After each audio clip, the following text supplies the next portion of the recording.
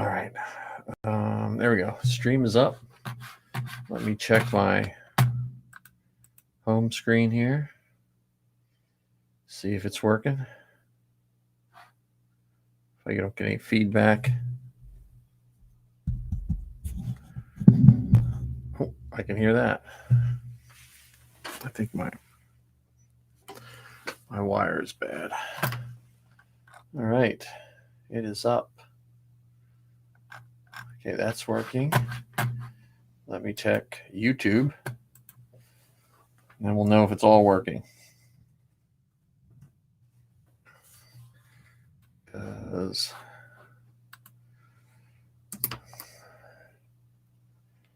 Jesse will return soon. Or, Jesus will return soon. Well, he might be stuck on TikTok, so.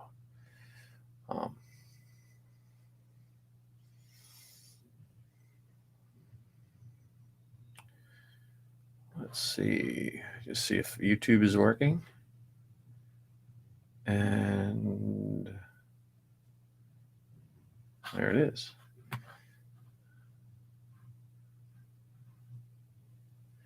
It is working. All right. Okay, so let me close that. We have 2 people watching, so we have more people watching than on. Is my sound okay? My headphones have a buzz in them, so, and my mic is, I don't know. My mic seems to be okay, but I have a buzz. Let me see if my levels. I can't see my levels. Hang on. Is my mic working? Oh, there we go. I only got one channel on my mic. That I don't like.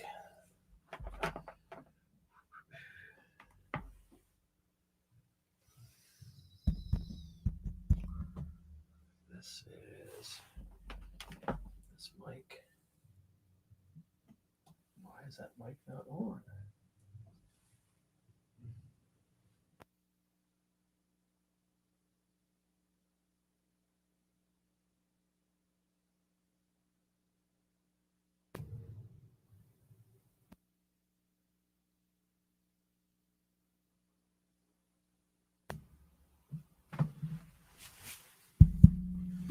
All right, there we go. Can you hear me now? I don't know what happened to my mic, but let's see. Well, I got my restream up and I have no guests and no other people. So either I sent the wrong link or everyone is still busy. So we're going to talk and/or let me pull up my show notes here. All right. So, hey, I'm Mike Hinton, part of the Inflatable Falcon crew. And I am here all alone. And I'm usually joined by Ken and John. And I don't know what is up. But I do have 2 people watching. All right, I don't see any comments. So hopefully the comments are working.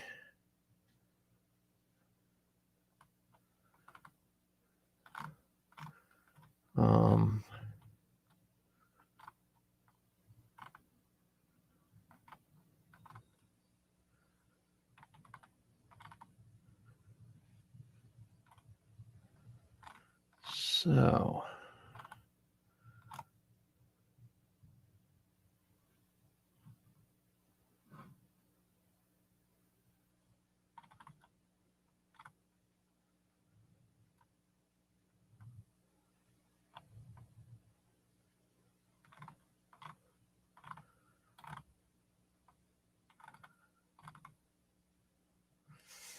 all right.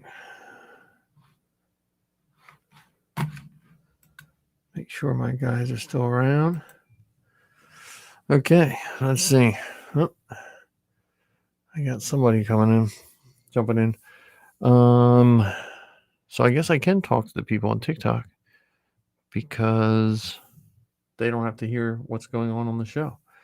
But normally we would talk our Star Wars stuff.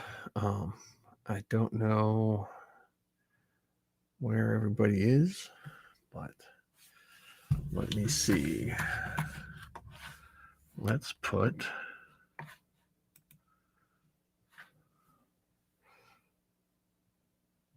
good.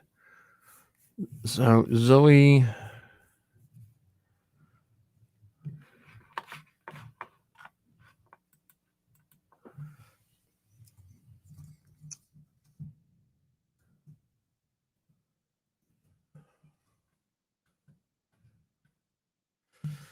let's see. All right, I'm going to close the TikTok feed off, go over to my YouTube link, and we'll see what happens there. Okay? Thanks, guys.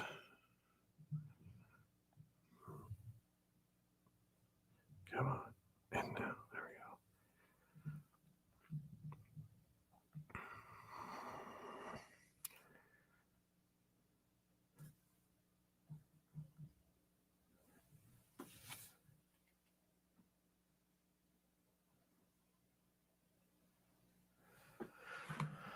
All right.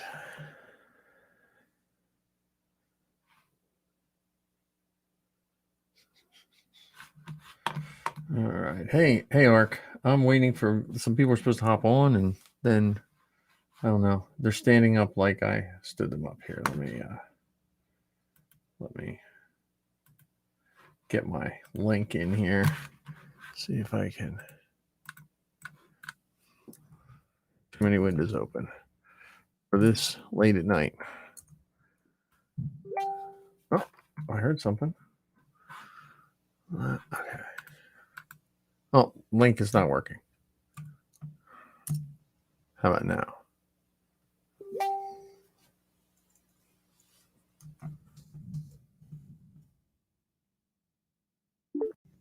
Oh, there we go.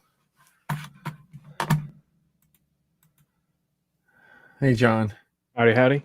Good. Hey, yeah, I don't know what I did wrong.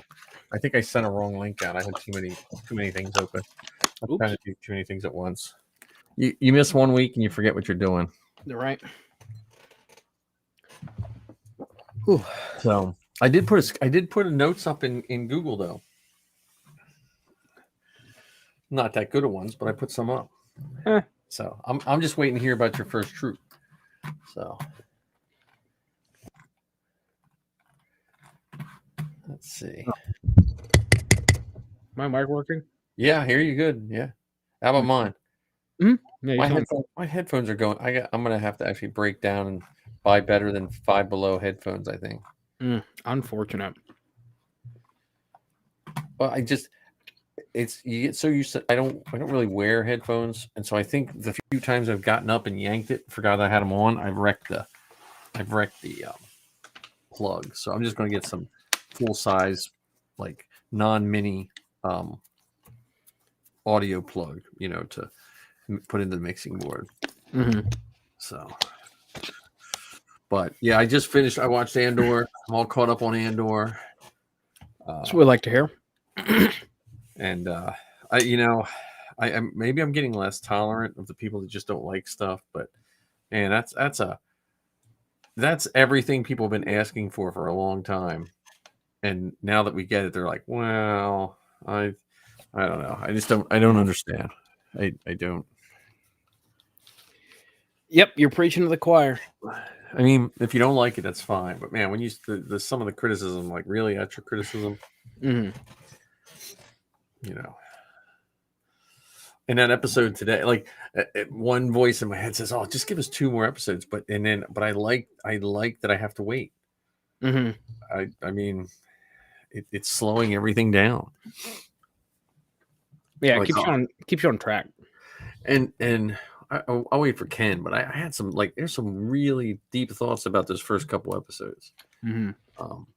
That hit me, kind of reminded me of a bunch of stuff, and I don't know how it is in Ohio, but I'll try to explain it when Ken hops on, see what his thought is, but I don't know. Yeah, hopefully he's not too far behind.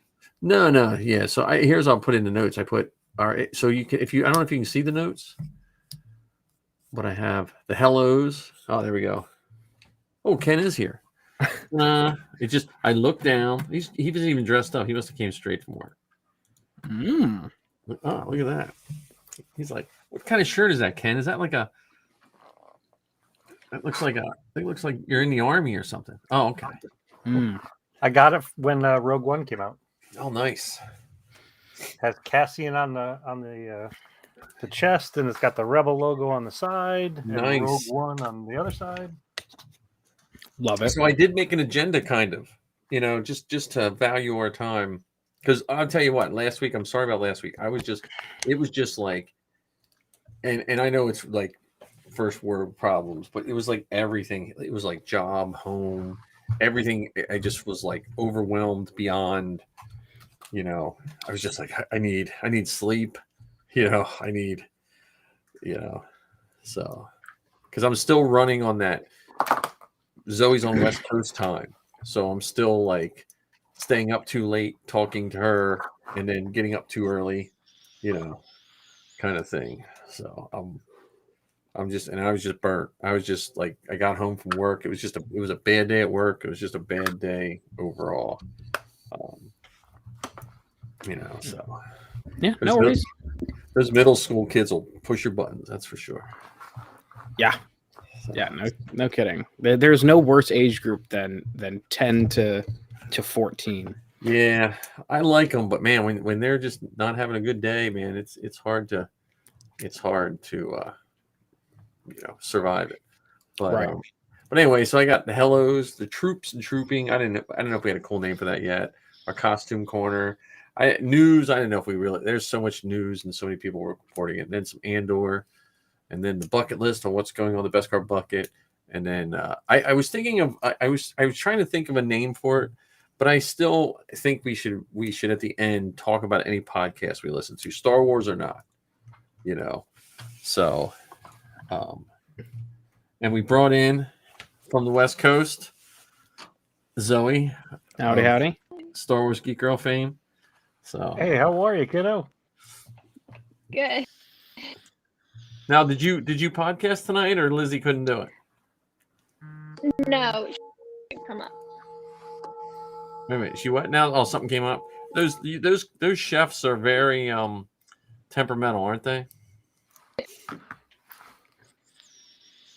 I Zoe, you have the wonderful California connection that we had to deal with when you were podcasting with Lizzie. Oh my gosh. Chrome wasn't loading YouTube earlier. Like, Yeah, see, we're getting like half your voice. We'll get there. It'll catch Someday up. we'll figure all this out. No, I think it's the LA area. I really do. it's What, do you think it's caught in the smog or something? I don't know. Me and Zoe dealt with this when she first started podcasting with Lizzie. Like it was just like one night, like, and it was like levels were different and internet was. It was just. I'm having flashbacks of Zoe's first year podcasting. Yikes. Do you hear us okay, Zoe? I think she's frozen. She's frozen, or she's just standing really still. It's the tickers throwing me off because I'm like, oh, it looks like it's working. Yeah, Oh, there she blink is. once for yes and twice for no. Yeah, I think you keep freezing up on us, Zoe. This is what happens when you don't go to Magic Jump. Right? Yeah, they're going to beg you to go to Magic Jump. That's where you need something to go. That's where it all comes together. You could be interning for Star Wars Magic Jump. You could be the J.J. Abrams of Magic Jump. She's frozen. Yeah. All right. Well, we'll wait till Zoe. We won't wait till she unfreezes, but we'll talk and hopefully she'll unfreeze. With this in mind, I got a silly question to ask for tonight. So I'm gonna guess we're gonna spend time talking about this new show that's come out. How deep are we gonna go? Are we gonna go through all 4 episodes, the first 3 episodes? I don't know. I have a lot of comments on the first couple episodes that are probably different than what you might think. So do you want to stick with the first three, the first arc? Yeah, that's fine. I after watching the first three, I understand why they released the first three instead of releasing like one or two. Like for us, it wouldn't have mattered. Like they could have released one and we would have been fine, right? Yeah, I think so. I would still be there week after week after week, picking up what they're putting down. Yeah. Yeah, I think Ken, I think we talked about it last week. I think yes, while we would have been fine with just one, I think the story makes more sense with all three. Right. I think it gives you a much clearer picture for the first, for where the story is and where it's going to go if you get all three at once. Yeah. See, one of the things I really like about what Disney has done,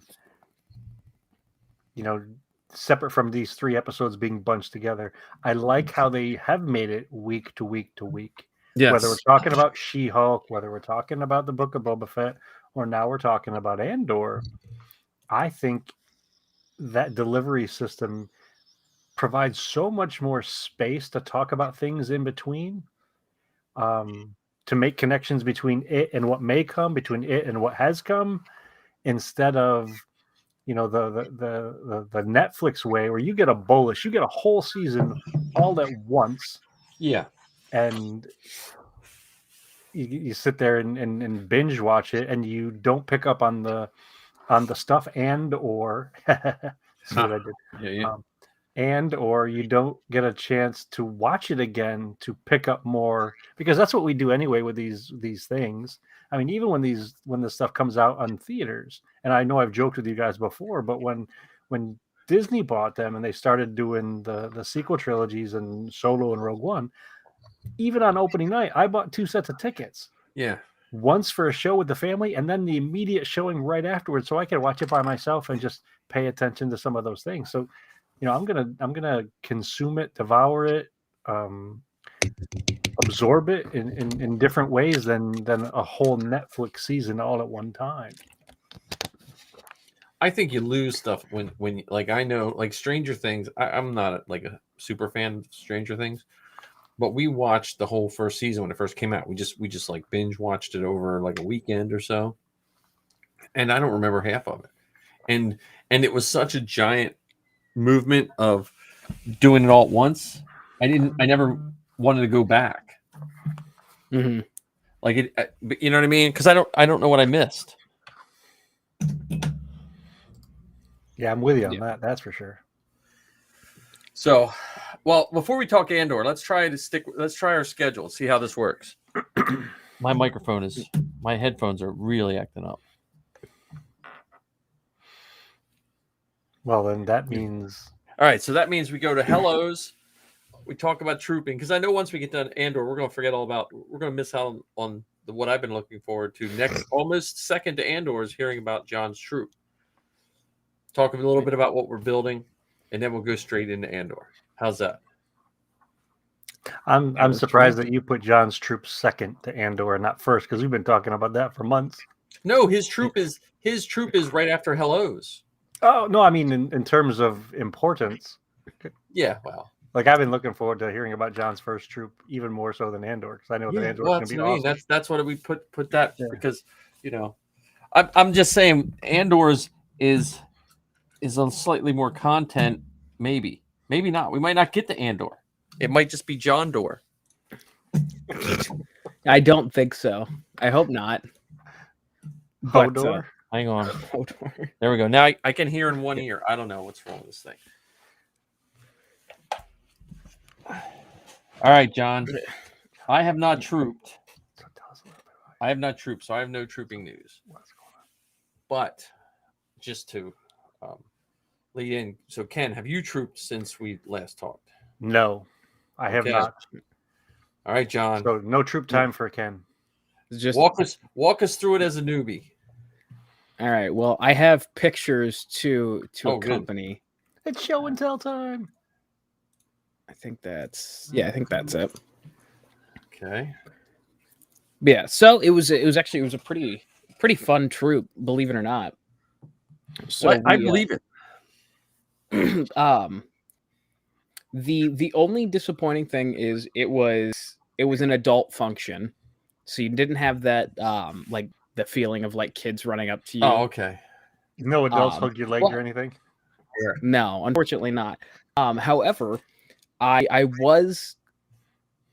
did get attacked, not in the way you'd think though. So you know the song "The Locomotion." Yes. Do the locomotion. Yes. Yeah. So that was going on, It's and Ken's like, ringtone.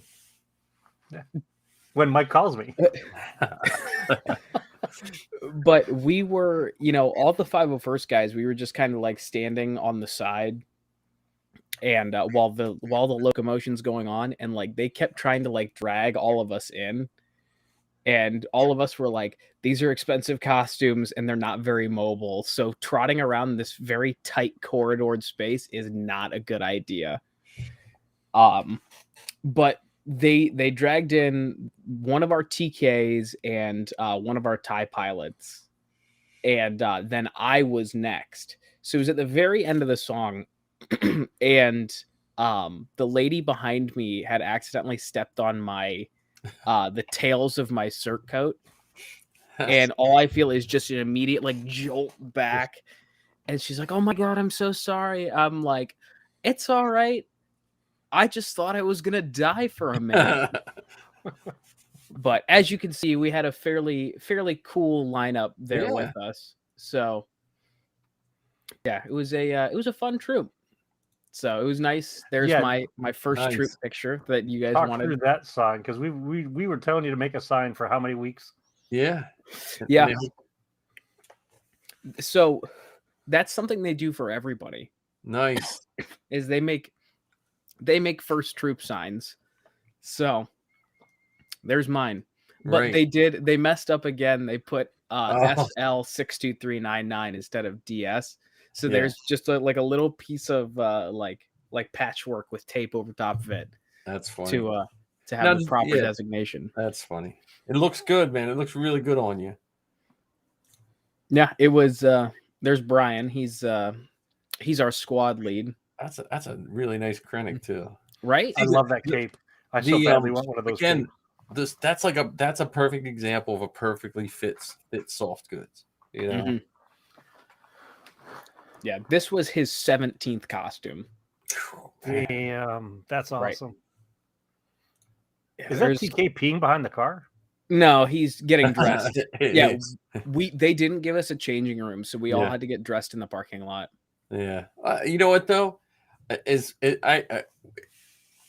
I know some of the troopers get a little like prima donna-ish and stuff, and understandable. You know, we have a lot of money invested in our costumes, and you're kind of handicapped when you're in your costume. But man, there's nothing better than just dressing where you have to dress and having a good time. Yeah, the only ones. So they technically, yes, they did give us a changing room, but it was connected to the women's bathroom Oh, that was for the public.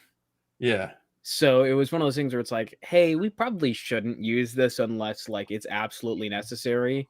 So we had one TIE pilot there who she changed in the women's room, Right. and then they blocked off the connection so Vader could get changed. Yeah. So he was able to get changed inside, but the rest of us, like I came in like my bottom half already because Yeah. I just came straight from work. Nice. You wore those pants to work? You wore leather pants to work? I didn't wear the leather pants to work, but I did wear them as I was leaving work. Ah, okay. Oh, that's a story in and of itself. Yeah, right. Right. Where are you going, fancy pants? Yeah, here's our Krennic again. Nice. I should wear that rank badge around work. Yeah. Because my formal title is administrative director. I'm trying to. I hope there's pictures of the insides. You guys can see. Like, oh, there's our after picture. Nice. You can't tell in this picture, but my entire hair, it looked like I had just gotten out of the shower. Oh, I know those days. I mean, I never had cool hair, but I do know those days of when you feel like you just got out of a shower. Yeah, so that might be the best. Oh, there's the locomotion. Look at that. Oh, there you go. Yeah. Oh, that's funny. But yeah, And what was the event? What was the event? it was a casino fundraiser for special needs kids. That's wonderful. So, yeah, it was an open bar too. So that created some interesting dynamics there. Yeah. But yeah, Nothing like drunk people trying to grope you when you're in a costume. all right. And there's me and Grandpa. We did get a little photo strip, a little family photo shoot. Yeah. Yeah, that's one of my favorite pictures I have now. That's a good picture. Yeah, that's your new banner page on your Facebook, isn't it? Mm-hmm. Is that Revenge of the Sith Vader? Yes. Okay. Yeah, I think. Yeah, that's it Look for at the pictures. So That's that was so cool. that was troop time for me. That's awesome. That's awesome. That's fantastic. So now, when you got, how pumped were you? Like, so you did the after troop eats and all that, or did you just hang out for a few? We hung out for like a half hour, but I had to work in the morning. A couple other people had to work, and then there was a troop at like 7:45 the next morning. So There's Zoe. You seem like you're working now. Well, there we go. And no, she's not. And she's gone. Yeah, well, that's the weekday troops and stuff like that. Because I know when I first started trooping, it was there was less of us, and there was less, like, it was a. I mean, it's still great when people see us, but it was like people were like, blown away, and we would troop for 2 hours, and we'd sit and eat for like 5. Like you get done. We got done. I think it was the first troop that I did with the girls. It was like a noon to 2 troop, and I think we got to the restaurant around 3, and I think we left at 7, just sitting at the restaurant, just hanging out with, because it was different, because it was from people from all over. So my first troop, man, I didn't know it was we did a Make-A-Wish for a kid, and I didn't know anybody, and it was like so hush hush, like we snuck in, no one knew we were there. And then we left, and that was a really good troop. But man, it was hard. It was a hard troop, but yeah, they tried to keep us quiet, but like where they had us posted was right outside these giant bay windows, and it's like, well, you see Darth Vader and you see a couple stormtroopers. Can't really hide that one. the TIE pilots were probably happy that Vader was there, because they usually get called Vader when he's not there. Yep. Yeah, we've got a couple really good Vaders in our garrison that I've noticed. So, yeah, and I think we have all 3 or 4 renditions too. So, Oh, good. but yeah, it's interesting. It was definitely it was a lot of fun, and I can't wait for my next troop, whenever that may be. Now, how'd you report back? Now, take that report, take your mission report, and go to the 501st cast and write one up and send it to them about being your first troop. And then they'll put it on there, and it helps your garrison too. Like it gets a plug for your garrison on the 501st cast. Mm-hmm. So, yeah, I'll have to do that. But the other thing that came out of my first troop is A new tattoo. Not quite, but I really should. Where is it? It's somewhere buried in my email here. I got my coins, patches. Oh, nice. Where it's in my email somewhere here, I think. Did you pick the design already? Yeah. Oh yeah. Yeah. The guy had it done the same day. It was crazy. I know he emailed it to me. Where could it possibly be? Oh, hold on.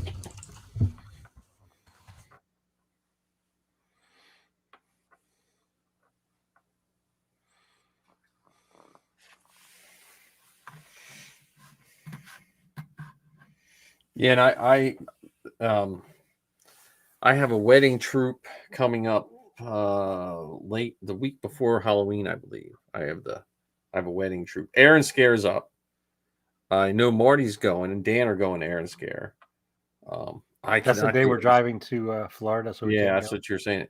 And so I cannot go to Aaron Scare because it's just usually it's a week before this, but it's the week right before Halloween, and I just can't. It won't work for me. Yeah, my uncle's getting married that Ah. weekend, so I was No, also no, out. just dress up in Kylo when you go there. I still think Well, it's black tie, isn't it? your out of Yeah. costume should be what's his face? Oh, Matt? there's your you should be the guy from Undercover Boss, the radar technician, Matt. Yeah. That should just that's really nice. You need like a full back on a jacket patch, like the big with a 12-inch patch of that. Mm-hmm. Yeah, I honestly, God, I thought about it. I need a little bit of extra money, but Yeah. as soon as I run into some extra cash, I'm gonna get coins and patches drawn up. Nice. So yeah, and I chose the I will finish what you started for the Arabesh Very nice. around the side. So I'm in deep now. Yep. I'm sorry. Now, now when you reported back home, what did your dad think? He was half asleep, so Oh, okay. didn't have much to say, but I showed him all the pictures and all the goodies the next day. So Now, how many Yeah. handlers did you have? That's a pretty personal question, don't you think? one half. Oh, really? Yeah, we didn't have anyone out of costume. Oh, okay. But the one officer that was there, she kind of acted as the handler. Yeah, well, that's always good if you have someone like officers and stuff. I just know Vader. I know the Vaders can tend to need a little extra, just someone watching their back. Mhm. I know with our Vaders, we always try to either stand them up against something or have a like a handler that stands back a little bit, just so people don't kind of because you can really blindside Vader from behind. Yeah. I Yeah. mean, Well, ironically enough, the Vader the officer was Vader's wife. We got famous Oh. guests tonight, folks. yes. What? Keith. Keith's probably in bed. It's probably past Keith's bedtime, but it's We Kerwin. got school in the morning. So hi guys, you found us. We had a rougher start. We're not as professional as The Father Son Galaxy podcast. That is an awesome podcast for all kinds of stuff. Star Wars, Marvel. That was on my list of podcasts to listen to at the end of the show when we do our list of podcasts. So yeah, we're So trying good to to have have Kerwin Zoe on involved. Kerwin, but LA bandwidth just seems to be limiting her logging in. So, and we're talking about John's first troop. I know Keith and Kerwin and the whole family was at an event with Karita was there not too terribly long ago. So, and I'm working on 2 helmets for them for their 1,000th subscriber. So, That's so cool. they still got a ways to go, but they'll beat us by decades probably. Yeah. We're technically at 144 only because of Zoe and Lizzie. Yeah. But hey, we'll take it. We're piggybacking off of them. Yeah, so that's our trooping news. But John, congratulations on your first troop. That's awesome. I mean, when I first met John, he was just a Mandalorian making his way in the galaxy, and now he's a Sith. Well, you're not a Sith Lord. You're a Dark Side Adept. Dark Side Adept. What Sith Lord wannabe? Sith Lord Asterix. Okay. Yeah. I did find out something interesting though. You know the Captain Phasma we always see at Steel City? She's in your garrison. Not anymore. She transferred to Starkiller. Really? Where's Did that? they move? Did they move, or was it just? They must have. Oh, she's a good fat. That's like the best Phasma, like helmet on, helmet off. Mhm. Height, everything. And her husband does a Wookiee, I think, and a Vader. Yeah, it's ironic because they're both giants. Yeah, I know. Yeah, if you want to feel short, just hang around with a bunch of 501st guys that do Wookiees and Vader, and you're like, oh, hang around with Toga, and you feel like I just need one of those kid carriers that can strap me on the front, Right. because Toga doesn't even need stilts; he just has like a few inch lifts. Yeah, it's embarrassing. I feel tiny. Well, it's funny that you mentioned kid carrier because one of our other segments is what we're building. Yes. And I'm in the process of building a kid carrier that's painted like a candy corn. Because at work we have this thing every month. Our leadership team does some sort of special treat for the employees in the building, and we call it Thankful Thursdays. So one Thursday out of, like, for instance, a couple weeks ago, we had the Mr. Softy ice cream truck come in and give out free ice cream to the staff. And for the month of October, we're going to have a cupcake truck come. Nice. And I'm working up to talk to the leadership team to let us dress in costume to give out cupcakes because it'll be close to Halloween. And I'm building a carrier for Grogu that I can wear with Kennex, and it'll be painted orange, yellow, and white to look like a candy corn. And I actually, hold on one second. Yeah. Speaking of Halloween, whenever Ken is back and finished, I need your guys' assistance with trying to get a Halloween costume decided upon. Oh, there you go. Oh my God, I love him. So we bought some baby clothes for our Grogu, and so he'll be on my chest in the candy corn child carrier. Well, I realize we have 5 of those Grogus floating around our house. I don't know how, but we have 5 of those things floating around our house. I have 3. Yeah, so We have 3. I'm like, I was upstairs. I was like, wait a minute, did someone take it out of here? Because I'm like, because we have one like sitting. I don't know if you can see him. My mic's in the way. A little bit, yeah. Yeah, There we are. you can see him. And I'm like, nope, I guess he's another one. And then there's one upstairs, so that's funny. Well, you shouldn't put them too close together because they'll make more of them when you're not in the room. Oh, and don't get them wet after midnight. Is that what you're telling me? Yeah, don't feed them. That's funny. No, that's cool. So here, well, we'll keep doing what we're building. So I'm still working on my Vader. I have a couple projects in the works. I'm working on that archway, which is testing my building skills. Sanity. And, yeah, I think I can sand it now. I've probably used 10 times more spackling than I need to, but I think I was going to sand it yesterday and I just didn't feel like dealing with the dust. But I also made Zoe a new set of leg flares. So I don't know if you guys saw the pictures I posted up, because I made them out of like milk jugs, and I don't know. I made her a whole new set of Sabine leg flares that have, because Sabine, the Mandalorian CRL says you have to have 18 leg flares per leg, and hers only had 8.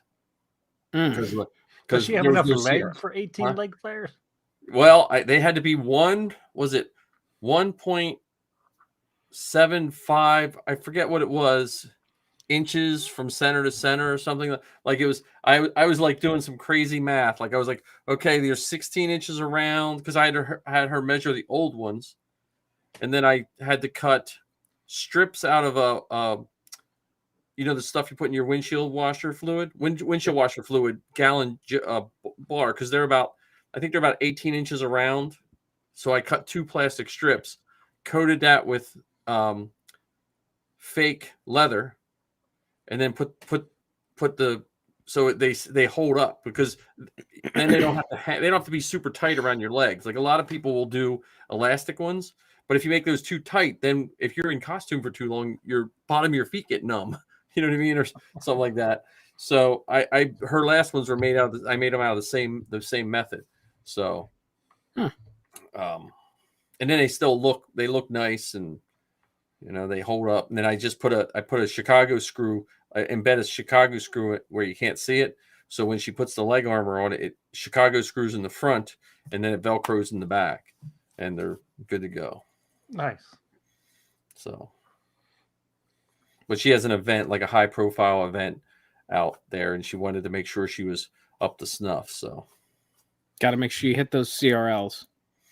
Yeah, well, I mean, the head of the Mando Mercs gave her a really nice letter when she joined. So, and they let her in. They let a few things slide just because of her commitment to the fandom. So she got Her a nice clout. letter from you. So, but yeah, that's what I'm building. So, and then, what's your Halloween costume question? So for work, the entire weekend leading up to Halloween, being Thursday to Monday, we are allowed to dress up at work, and like that's leadership all the way down. Yeah. And I was like, first off, that's weird because this is a publicly traded company that they're just okay with this, but Hey. all right.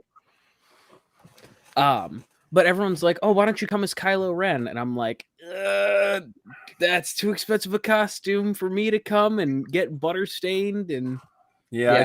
I think I have to agree with you on that one. yeah, Kylo's staying at home for that one. They're like, "Well, you've got the Mandalorian," and I'm like, "Yeah, but this building is so hot that it would like." I've walked around conventions with it on, but first off, again don't want to get that because I worked a lot on that costume that I don't want to get butter or oil or anything on it. And B, I'm not as mobile as I have to be. Yeah. Even being a supervisor, like I still have to be able to maneuver around. I think Matt, the radar technician, that's what the universe is pointing towards. Yeah, I'm That's a deep thinking cut too. Yeah, Matt I might have to order a blonde wig and some Jeffrey Dahmer glasses and an orange vest. And is it a Belgian? I think it's a Belgian ammo tack vest. The exact one. Hang on, let me see if I can find it. I just saw them for like $60. Still waiting for the CRLs to open up for that. But the other ideas that I was kicking around that would be fairly simple, I've talked about it on here forever. I really want to do a good Cobb Vanth. Oh yeah. But I don't think I'd be able to get it done in time for the end of October. Welcome back? Question mark. We're talking Halloween costumes, Zoe. I don't hear you, but you seem to be moving. She broke it. All right, so Cobb Vanth. Yeah, well, Cobb Vanth, you could probably, I mean, you could probably print just some armor and weather it up pretty quick. I think it's going to be just as hot though as Din would be. Right. The only reason I would say probably not is because I know my flight suit for Din is all canvas. So, and there she goes again. She's trying. So that's the only thing stopping me from Din is because it's all canvas, and I could get away with like cargo pants and then just like a dress shirt for the undershirt. Yeah, you could probably go like, I don't know how it is with you, but we have a couple thrift stores here that divide their clothes by color, which I know is weird. But you just go to like and find the shirts that are that color. And if you go to one of those thrift stores, you could probably find a shirt that comes pretty close.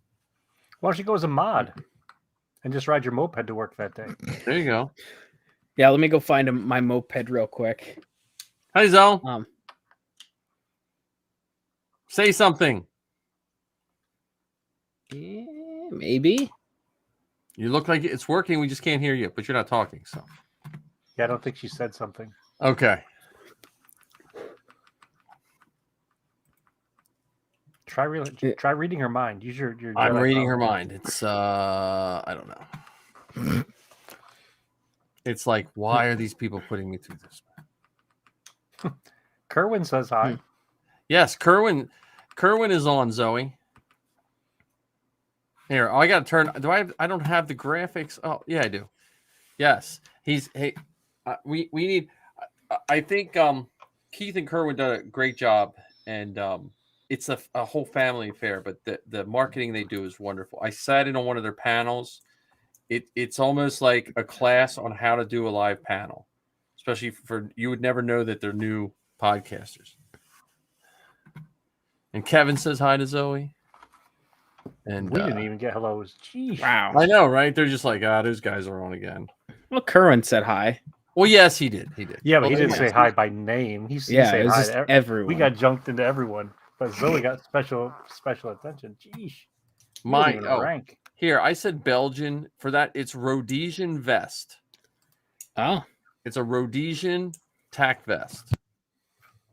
If you're looking for the orange vest. And they were like $200 when that skit first came out, and now they're down. Zoe froze again. I really think it. Oh, there you are. You didn't froze. You were just. We see you moving, Zoe. We just can't hear you. Are your earbuds charged? No, you're going to have to. It could be. It could be this this restream. We're trying. wow. Once again, Ken, we're getting lumped in with everyone. Yeah, it's no. I'm not offended. I'm not offended.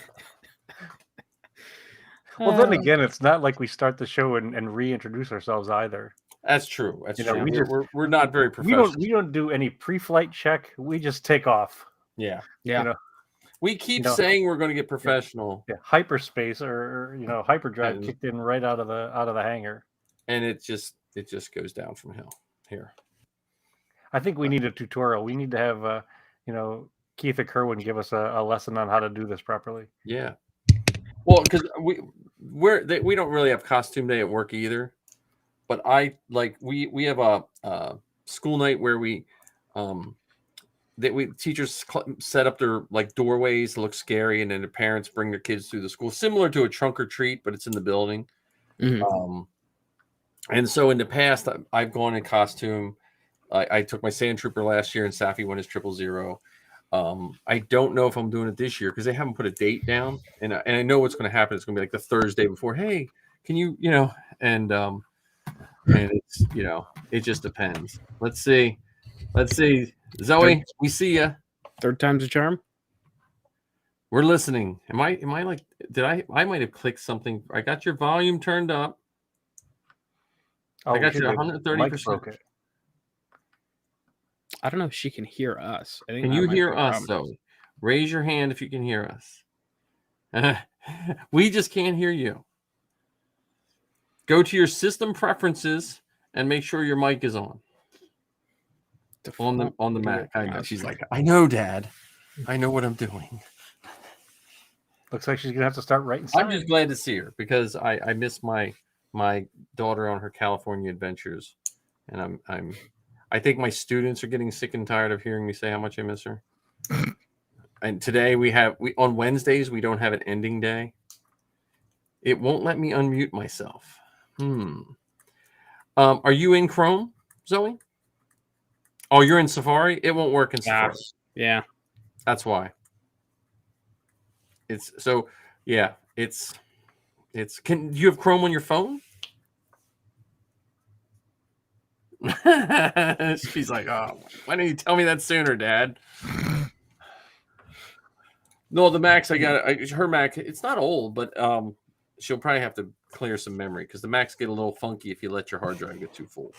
They work perfect until you get like that top 25% of your hard drive full, and then they go a little wonky. Plus, Chrome had a weird update this week. So I had, out of all my students, every class, only a third of their Chromebooks worked on Monday.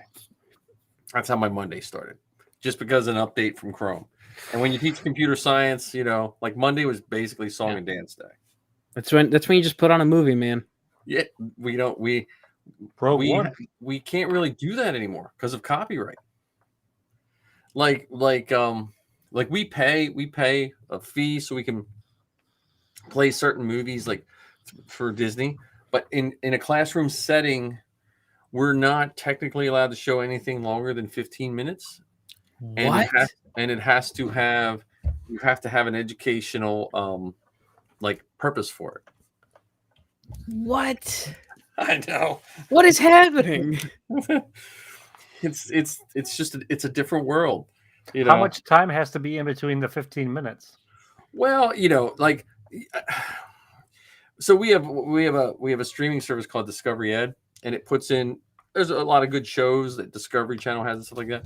So if you do one of those, you can do one of those as full content, and it usually gives you a watch along packet.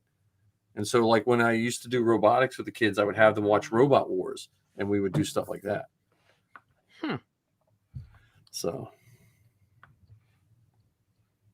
Oh, Light and Magic. That's education.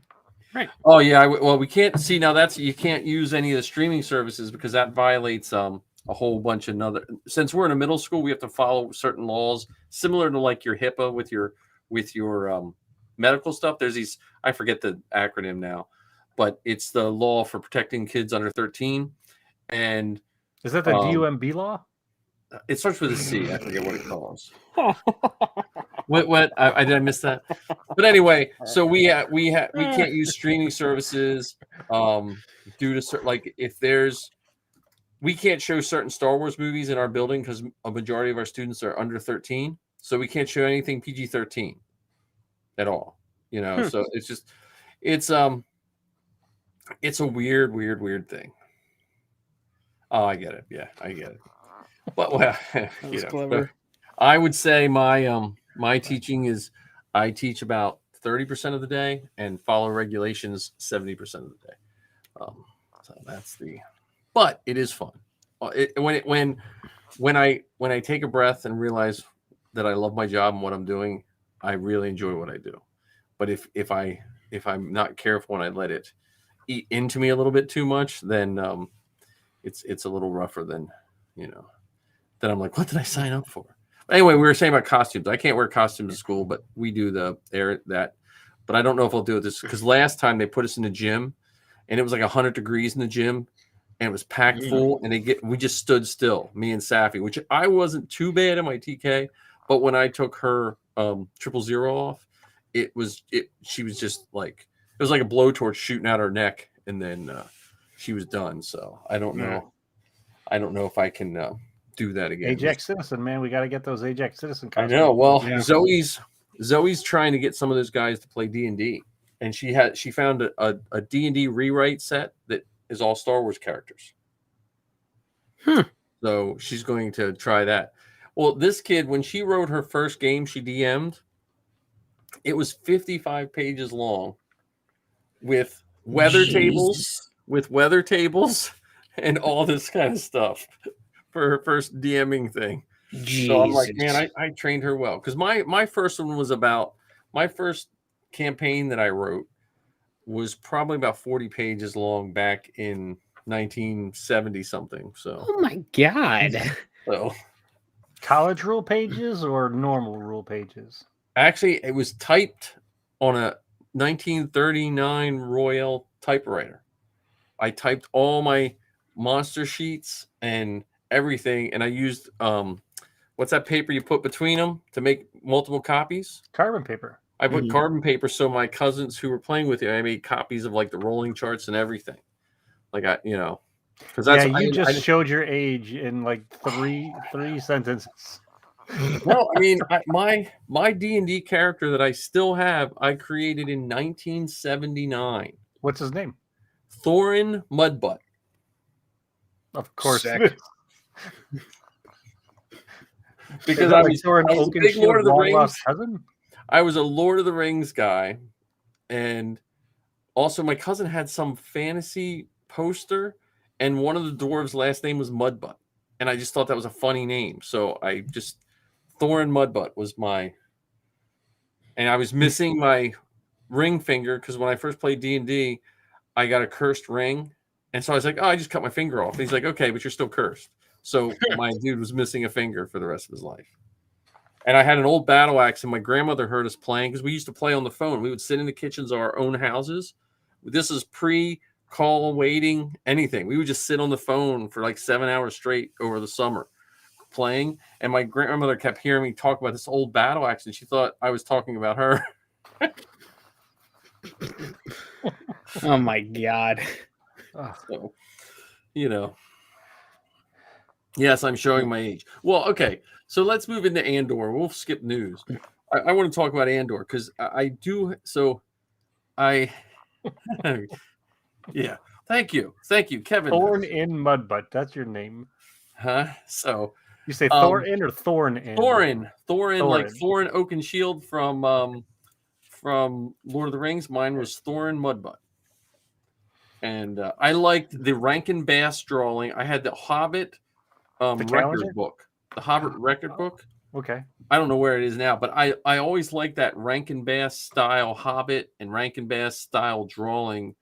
And I don't think the Hobbit cartoon was slightly different than when they did the live action, because the Gollum was different. The Gollum in the Hobbit was more amphibian looking, had big bulgy eyes and stuff like that. Yeah, like Frog-esque. Yeah, and the Hobbit in the Lord of the Rings animation, the Gollum looked more, cursed Hobbit look. I don't know. But anyway, so when I was watching Andor, I'll give you the overview of what is. I haven't been able to tell anyone this. I was waiting to tell you guys. So the guy with the hammers is what kind of set me, the hammers and the gloves. So if you're listening to this podcast and you haven't watched Andor, I'm sorry, we're probably going to spoil something for you. So, you should not be wasting time watching us. You should be watching Andor if you're worried about being spoiled.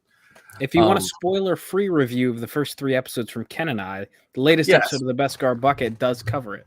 Yes, another Spoil-free. top-notch podcast.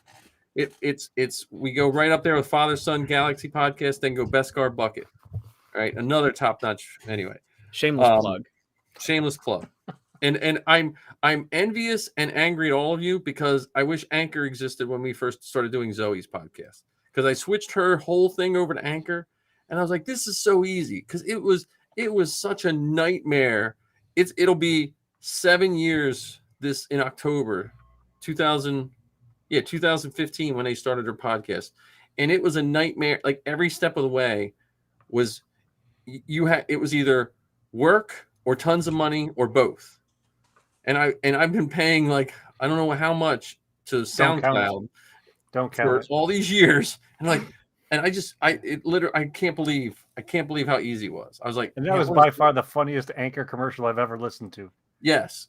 I should put those commercials. And anyway, so here's my thoughts, and then I'll let you guys talk, because I've been holding this in. So, let it rip. A little backstory. I grew up near Coatesville, Pennsylvania, right outside of Philly. And I'm happy at the time I grew up, because I grew up like pre-internet. So I hope everyone that grows up, the time they grew up, it was a transition in time, and they can see how things. I just hope everyone experiences that in one way, shape, or form. But Lucan Steel was a steel mill in Coatesville, Pennsylvania, and it basically, I was at the tail end of it when I grew up. I'm the first generation in my house that didn't work at the steel mill. Everyone else did. My uncles, aunts. Everybody somehow worked. Missy's father worked in the steel mill, same steel mill.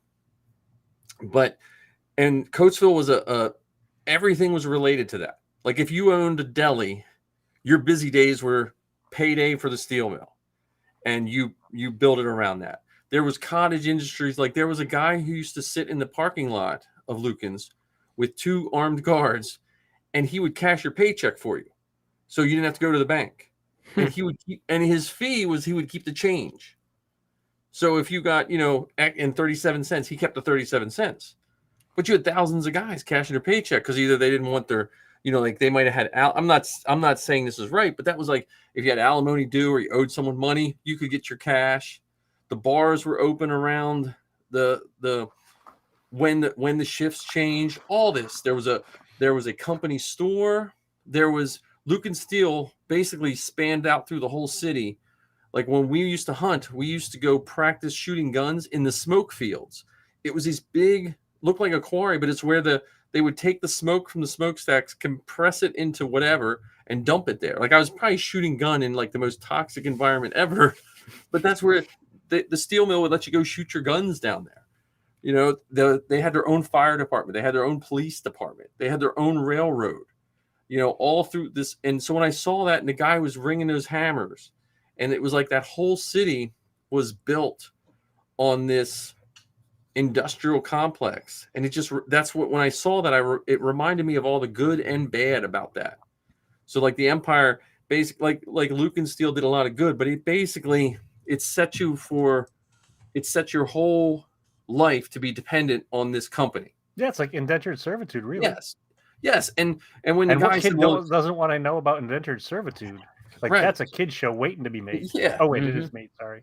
and that's what it showed, that part of the empire where, because people used to joke around when they'd watch Star Wars, they're like, "Well, look, the people on Tatooine don't look oppressed; they just, they're like living their lives," but it shows that level of complexity. Not only then you brush on all the racist and racism that they were trying to show in Andor, and it just seems like they seem to get a lot of that stuff right.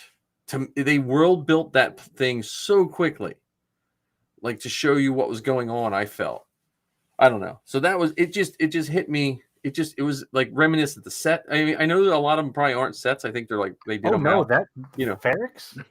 That's a 7-block city. Yeah. They built 7 blocks of Ferrix.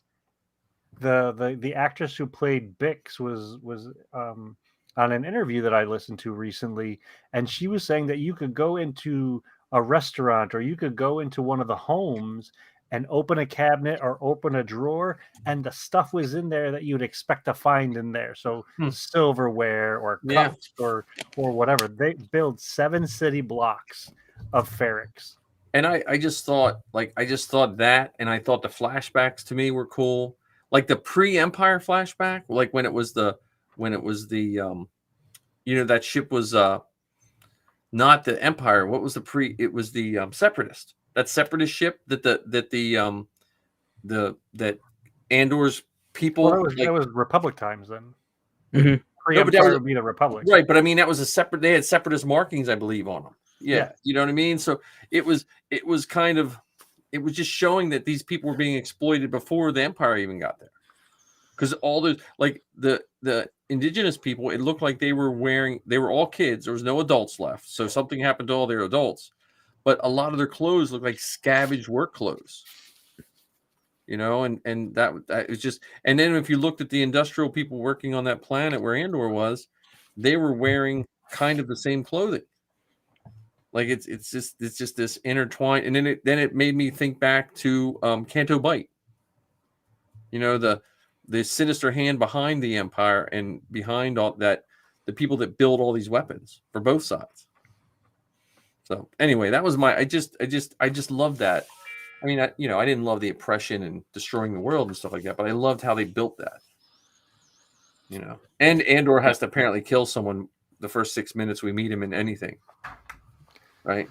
So that I'm interested. I'm interested to explore that piece with you guys for a little bit. So, we're led to believe, or we've come to see Cassian as this protagonist. So, with that in mind, would you say he's a good guy, or would you say he's a bad guy? Specifically, where we're at right now in the series. I mean, just in general, really. In general, I mean, I would say that he's a hero. But right now, where we're at, I would say he's more of an anti-hero than a villain. Simply because he does the right things in the wrong way. Does that make sense? Right. Well, and I think Lizzie and Zoe were talking on their podcast, and Lizzie said something, and I think Zoe and her kind of worked it out eventually. They were talking about the guy with the blue eyes, the cop guy, the guy who he just wanted to find out what really happened to the two guys. Mm-hmm. Right. Okay. And so, Lizzie was saying, and Zoe, they kind of got it. They eventually came up with, he was doing things for the right reason, but he was built into a system that was wrong. You mean Cyril? The guy who worked for the corporate security? Yeah. So he wanted to find out who killed those two guys. But the system in itself was unjust and xenophobic and exploitive, however you want to, whatever you want to put it. I think they painted the picture of basically those guys were like the Pinkertons of old. Like if you read your history books at the turn of the 18th or the 19th century, 19th, 20th century, the Pinkertons were like an invisible arm of whatever company had the most money. and they would, be used to break strikes or whatever they had to do. These guys seem like the same thing, this corporate security. It doesn't mean that guy was bad, but the system he was in, there's nothing he could do was good. And so I also think Andor's kind of in the same, the flip side of that. Andor's fighting. He's on I think he gets there. I think he Yeah. gets to that place. But early on, like for instance, that scene that we're talking about where, he accidentally kills the corporate security guy and then he blasts the other one in the face. right. In that moment, I wouldn't say he's at that level of hero or committed to the cause. I Right. think he was in a tough spot and made a very rash decision. Right. I mean, because if we boil it down, he killed two people, one accidental, one deliberate. Right. Mm-hmm. But I was wondering when that happened at first, and I was wondering, is that one of those things where that was basically his only way to get out of it? No, that other security guard was giving him an option. I understand that, but I'm saying, like, I think the world they painted him in, would he have been believed? Yeah, we don't know, but either way, we have to acknowledge that he did have choices. Yeah. In fact, that other guy was even invested in the lie that would have had to have been displayed for that plan to work. And lies is such a huge theme in all 4 of the episodes that have come out so Mhm. much, even to the point, and this was probably one of my favorite part of all 4 episodes, when Cassian asked his droid to lie, and his droid said, I have to have enough energy to lie. And then when Cassian asked him to do, he said, wait a minute, that's 2 lies. So even droids know what lies are, what untruths are, and from a droid's perspective, it takes more energy to lie than it does to tell the truth. Yeah. Because that corporate security officer, part of his story was real. You didn't mean to kill him. I mean, Cassian didn't intentionally, kill that first guy. It was reflex. It was, it was protection of self, and that guy died. And then the second one, he just shot point blank in the face with a blaster. Well, it looked like the corporate people, they don't like messes. Like, chances are, if he wouldn't have killed that guy, the corporate people probably would have killed them both and just said it was an accident. I mean, because it seemed like they were like, okay, what can we do, which is the easiest way to sweep this under the rug? Because you see what happened. The Empire is taking over their stuff. Well, and that's what the middle guy wanted to make sure didn't happen. That's what got Cyril into the mix. Yep. Because even he came up with another lie. Yeah. He came up with that wonderful fabrication of, they were in the wrong place at the wrong time, and you know, that sort of stuff, which to a certain degree wasn't necessarily really wrong. It's just they didn't investigate it to really find out what happened. So it's very interesting how you see so many people, so many characters, even all the way up to the ones that we would say up until this point are pretty noble, caught in lies, deliberately lying. It's quite remarkable the level and layers of fakeness, phoniness for survival or self-preservation or even for advancement. Well, and it also seems the Empire is, and you saw this in Rebels. They're so rigid that the only way to get promoted is to take a chance. But you're usually, if you kind of have to undermine the person above you, like when Thrawn had them all somewhat surrounded, the other guys try, well, look, I'm gonna just jump in here real quick, and then they mess everything up. And you saw that when they were doing, talking, those Imperials were talking and stuff. And I hope people take the time to just really, because it's the commentary of our society it's almost scary, I think, sometimes when you think about they're showing this power above our heads that just make sweeping decisions that don't like you and I decide like what trash bags we're going to buy at the grocery store. You know what I mean?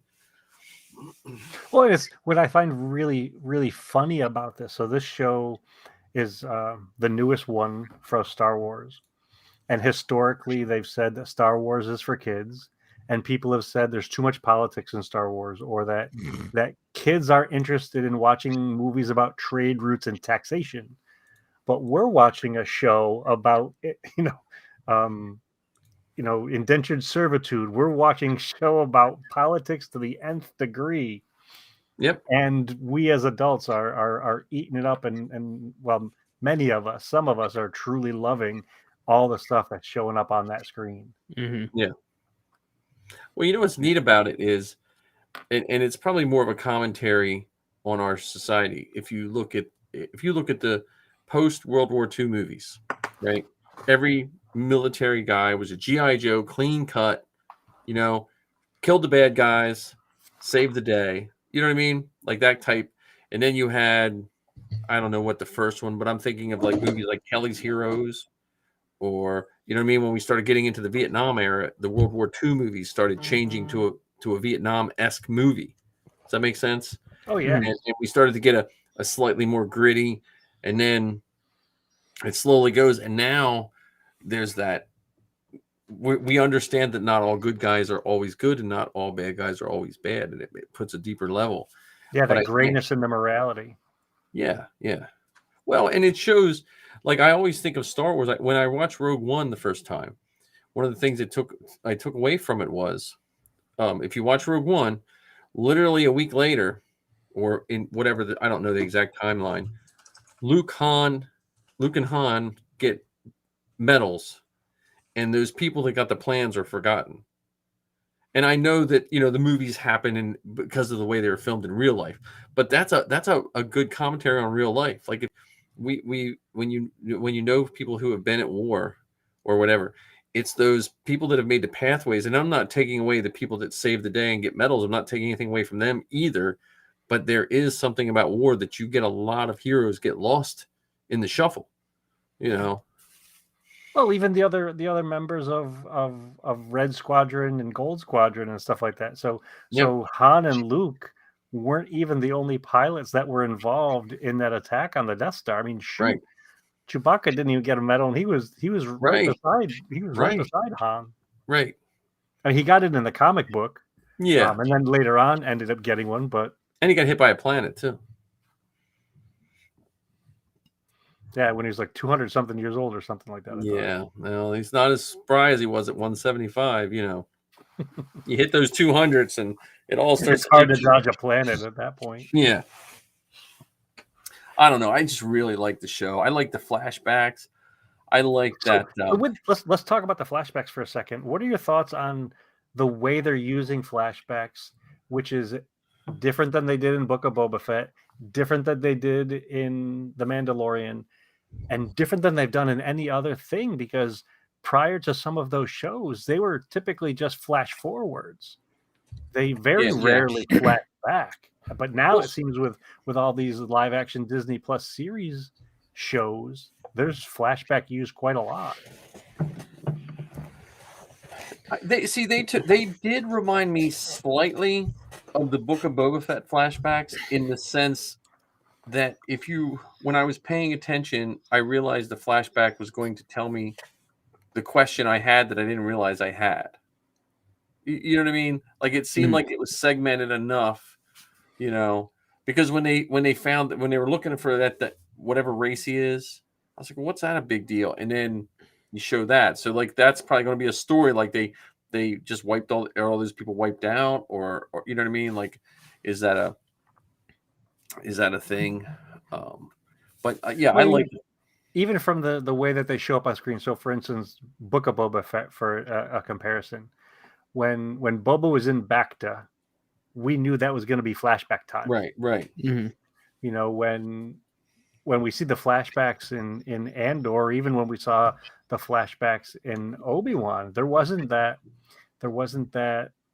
anchor to the flashback. Sometimes they were just dropped in there without any warning or without any announcement that, hey, everybody, this is a flashback. You have to be paying attention to notice that, wait a minute, Yeah. the droid is pristine, and just a minute ago he was all beat up. Yeah. Now those guys are poisoned. That remind me of that poisoning in the Clone Wars. Remember that gas that they, I don't know if that was or not. There's like so many storylines that I'm still waiting to see what they're about. Just like today's episode, like just the talk with, at the end over the dinner table, like who's sitting where. I was like, that's like an awesome dynamic. Mhm. 'Cause at first I didn't even realize who that guy was. I was like, was that her servant? You know what I mean? When he first started talking, it didn't really register, So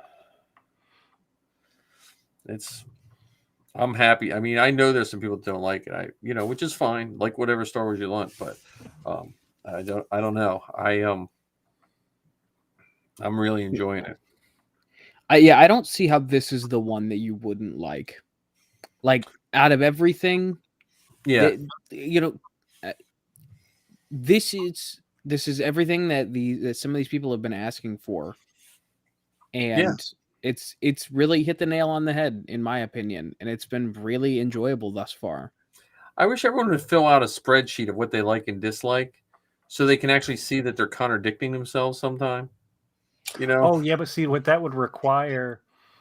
And I know I'm overgeneralizing here. I apologize. Let me hop up on my soapbox for a moment.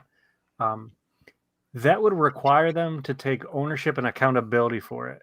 I guess it's so much easier to point my finger and say how crappy something is, because I can blame the actress or actor, I can blame the writer, I can blame the director, I can blame the prop guys and girls. But if I made that Excel spreadsheet, then I would have to acknowledge my opinions, I would have to acknowledge my choices, I would have to acknowledge my responsibility in that. And I don't think the folks who are slinging crap around about any of these shows would be willing to do that. Yeah, I don't know. I just go back to the 90s when I just thought I was never going to get more Star Wars. When I thought, okay, we got our re-releases and that's pretty much it. When you thought that the only fights with Star Wars was who shot first. And but and that ship, the guy's ship, I love that ship. Mhm. It reminds me of like a Billy Mitchell bomber. I forget what the real name of him is. Liberator, World War II Liberator. Have you ever seen one of those? I've probably seen it in passing, but I wouldn't be able. It has a T-wing. It looks like a smaller version of a B-17. It's the one Doolittle's raid. You ever hear of Doolittle's raid? Mm-hmm. It's the one they used on Doolittle's raid because they said they couldn't, but they wound up taking off of an aircraft carrier or something like that.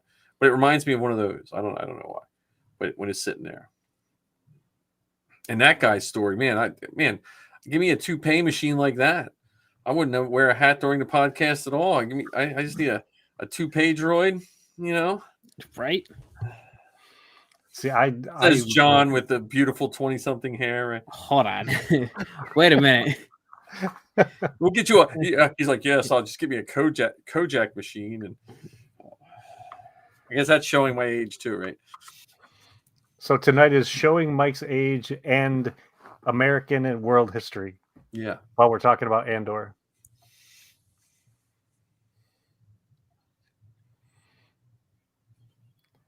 So yes.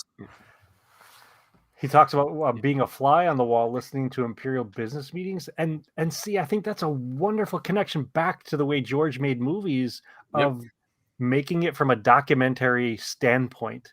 Like this is what it would be like if you were there. There's no setup, no lead up. This is boom, we're gonna plop you in, and you got to make sense of what's being put out there for you. Yes, I would never be able to be in that branch because I would have stains on my shirt. Yeah.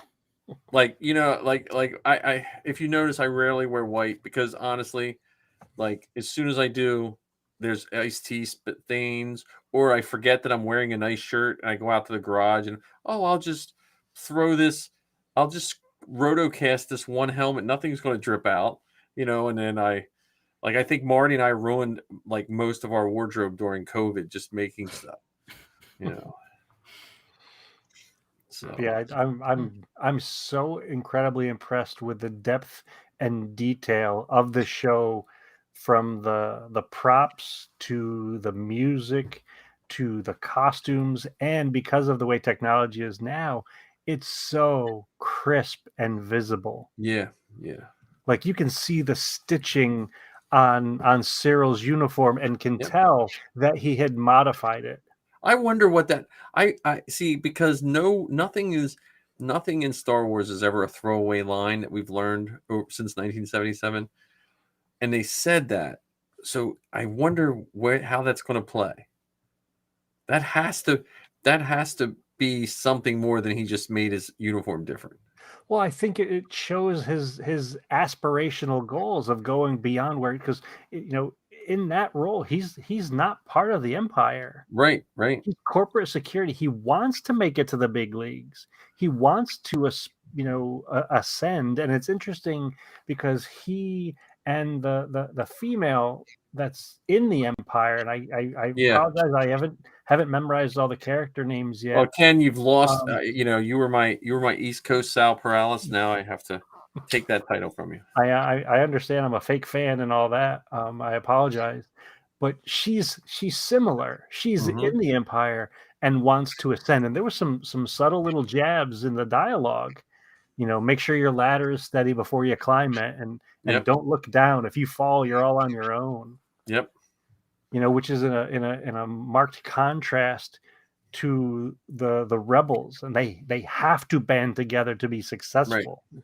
Well, and he And also hinted at sexism when he was talking to her in the Empire. Like, you have to work harder. Listen, you know what I mean? And that's why we brought in people like you. Yeah. So and that's a subtle way to put people down.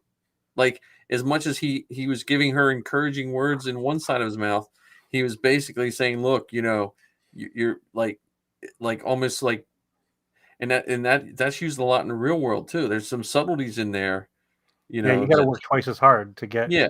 half as much, kind of. Right. Well, and she has to work twice as hard, but he put her in her place, almost like saying, "Well, yeah, but you really don't." He very closely came to saying, "Well, but you remember, you really don't deserve these chances either."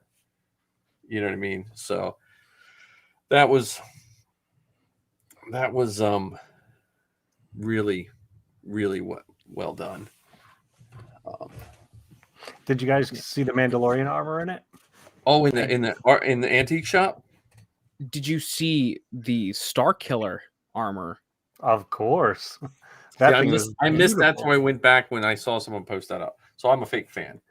Oh, come on. But I was making dinner while I was watching part of it. So. Did you see the pieces of the Temple of Lothal in that art studio? No. Now I got to rewatch it again. Come on. Yeah, I was remember the making hands? gooey meatloaf. Do you remember the hands that Ezra aligned Oh yeah, in that one painting with the father, Yeah. the daughter, and the son? Yeah. There's portions of the wall in Luthen's art gallery. He's a unique person, man. I like what they're doing with all that. I mean, it's my only complaint, just make us longer. Give us like 2-hour shows. I get it flies by. It like it's Today's was 50 minutes, and I thought it was 6 Yeah. seconds. I was like, what? Because that's what I was like. Was this a half-hour show? The phrase that comes through my head every episode so far is the one from Rogue One, Saw Gerrera's lies, deceptions. Like I just can't hear wait. it again, Oh my and goodness. again and again, because everywhere you turn, you see people working so hard to lie. Yeah. It's incredible. Well, and I think that's what that Skarsgård, whatever his name is in the show, I don't know it yet either. I think that's what he saw in Cassian. Like he had all the skill set instead of just going out and killing random people that didn't really do him any good. Let's do some good, because I'm curious about this heist, because this heist, it's Star Wars. Those planets aren't going to align. And whatever they go to take is either there's not going to be payroll there, or there's going to be something even better than payroll there. you know. Well, there might, like you said, there might be the bonus thing. There might be. I mean, Yeah. because did you notice the little nods to Scarif? They were talking about a surplus of construction supplies are going to Scarif. Hey, thank you, Kerwin. Oh, thanks, Kerwin. I appreciate that. Good night, Kerwin. Good night, and you should have Ken on your show. He's like a walking encyclopedia. Yeah, no he, kidding. He might rival Keith on that one. But yeah, I don't know if I could keep up with the trivia, but I can definitely share lots of random facts. But yeah, if anyone can, I mean, we have 3 people, but hopefully people rewatch this. Father Son Galaxy podcast is an awesome podcast. So, but thank you, thanks for popping in. It was great to see you, Kerwin. Yeah, I like the uniform of the guy that came in on the speeder. Speeder bike. I like that. That was like, it's like, because that was like a combo of like, it was like kind of an officer, but it wasn't an officer. It's got that blue cape. Yeah. It's got that. Yeah, and it had a cool cape. blue- Wasn't it like split something? It was like it had some other features other than the cape too.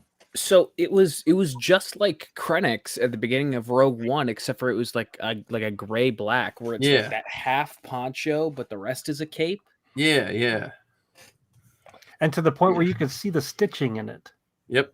Like the video, the cinematography is so clear, you can see the stitching on these clothes. Yeah. And you can see the zipper on Luthen's jacket in you can see the that third episode. You can see the AK-47 that doesn't have Greeblies on it. People were having a fit. Honestly, man, if imagine if we were sitting in 1992 and someone said they're going to make a bunch of Star Wars shows and someone's going to complain about an AK-47, even though we have the the German machine guns that they literally glued like 2 or 3 little pieces of something on it. So I don't know. I think I really wish sometimes I just market all of our Star Wars stuff to Star Trek fans, and I think we would get more love. So, yeah, gotta love it. And I hope they keep, as much as I love Vader, and I hope they keep a lot of the higher ups out of it to a certain point. I think what they may be in the distance. Yeah. So they'll be like they were like a message from them or something. Yeah, I mean the Emperor was mentioned in the fourth episode, so he was mentioned. So I think they may do that sort of stuff. Like Vader's headed to such and such, or Vader's looking for so and so. But I don't need to see Vader in this. I would like to see the Emperor in the Senate chamber. I think that would be pretty cool. But I wonder how a meeting with the senator goes. I mean, with the Emperor. Like, you think about like those, because like, would you like try not to stare at like his force burnout teeth, or his like how what like if you're in a committee meeting, talking about sanitation on something, and he just stops in the meeting to see how things are going. Like, how do you talk to him and not get yourself electrocuted? Well, I mean, at that point in time, he was wearing the hood to cover up a lot of that. Yeah, but I'm so saying it wasn't like he wasn't necessarily hoodless. Or if you ran into him like just coming out of a bathroom stall or something, like like, I don't know. Oh, you wouldn't be peeing on the same level as the Emperor. I guess I don't. He's got his own suit. I think, come on now. It's like that comic strip. You ever see that comic strip where Vader gets coffee at a convenience store, and the convenience store guy or the Starbucks guy says, "Enjoy your coffee," to Vader, and Vader says, "You too." And then it shows Vader in the back of his head going, "You too, you too." And then it shows him on a Death Star, "You too." And then he points it at Alderaan, and that's why he blew up Alderaan, because he was embarrassed that he said that to the coffee guy. I picture like kind of. Do you ever see the episode of Robot Chicken, where the Emperor's on the escalator and all the stormtroopers are coming down? My lord. Oh Stormtrooper. And then he just starts making up stuff to every other stormtrooper that comes down. Not appropriate for this episode to replay it, but I still think My Weekend at Sheeves would be a good cartoon too, like Weekend at Bernie's. But it's when he falls down the pit in Jedi, two crew members grab him and take him on a shuttle, and they pretend that he's still alive for like a week instead of Weekend at Bernie's. Oy vey. Yeah, before we stray too far from Robot Chicken, Ken, you got to remember the best quick Emperor scene was when Jarl Poof is running the cafeteria. I'll have the Yes. chicken bisque, but not with that ladle, clumsy. See, Wait. there was a point in time. Like when I was a kid, I got so offended at Mad Magazine for making fun of Star Wars. Like it would make me angry. Like because it was so like, you would not want Detours to be released then? no. Now I would, but when Star Wars first came out and they would do that, because I was like 9, I felt like it was almost like sacrilege. Like, it just really bothered me.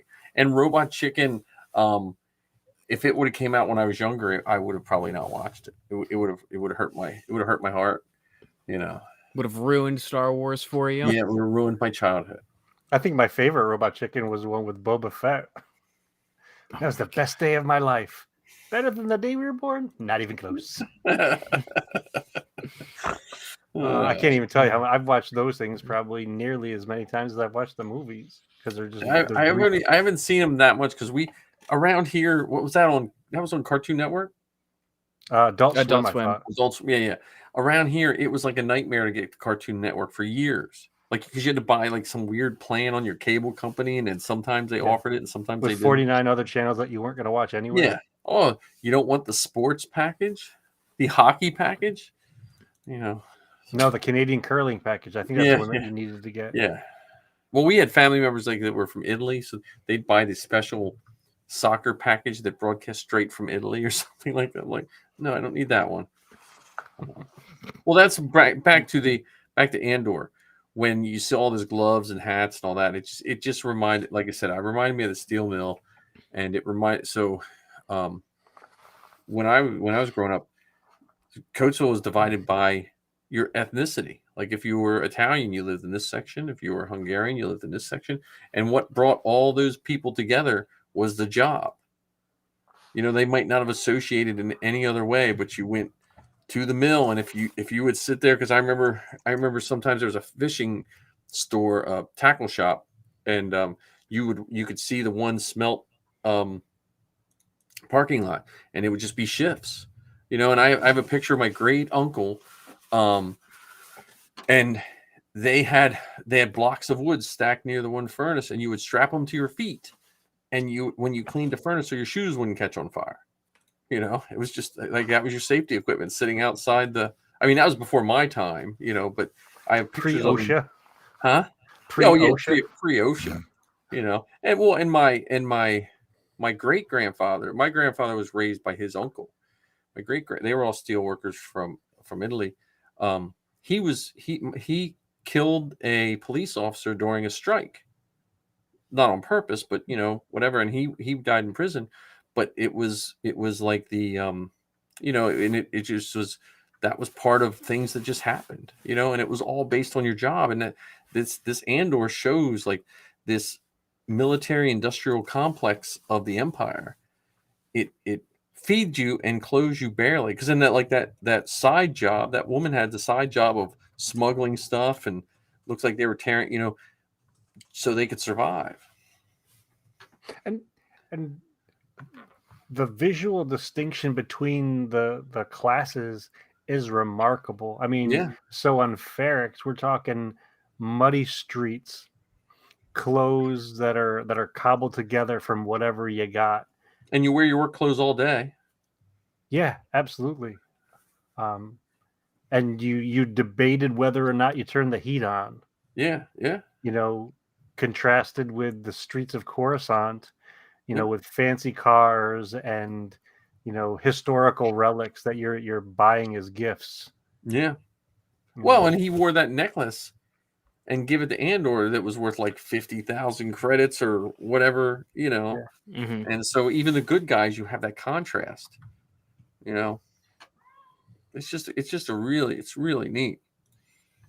And then who knows, like I said, the scavengers, like I have a feeling that it's going to. We have 4 episodes in, so we're 1/3 done the show. Right. And that's hard to think about too. I mean, so if it was a trilogy, we've watched The New Hope. We just have The Empire and Return of the Jedi left. Mm-hmm. Yeah, we just don't have to wait 3 years between the That's trilogy. true. Yeah, we just gotta wait 9 more weeks? Yeah. And the other huge difference is if you want to, I mean, we could play it right now while we're talking. It could be on in the background instead of having to line up for another movie ticket. I mean, we got it, come into our phones. Yeah. Right. Well, I do miss that. So I'm glad Zoe got to go to that premiere. And I don't know if we talked since you went to that premiere. I don't think so. Just John and I did, and we talked about how jealous we were. Well, yeah. Yeah. I've told her that. I said I'm happy and jealous for you at the same time. And I will say, to go back to costuming and the plus side to the groups. I know sometimes it's easy to go down a rabbit hole of negativity with things that happen in the groups. But I cannot state even just how great those people were to Zoe.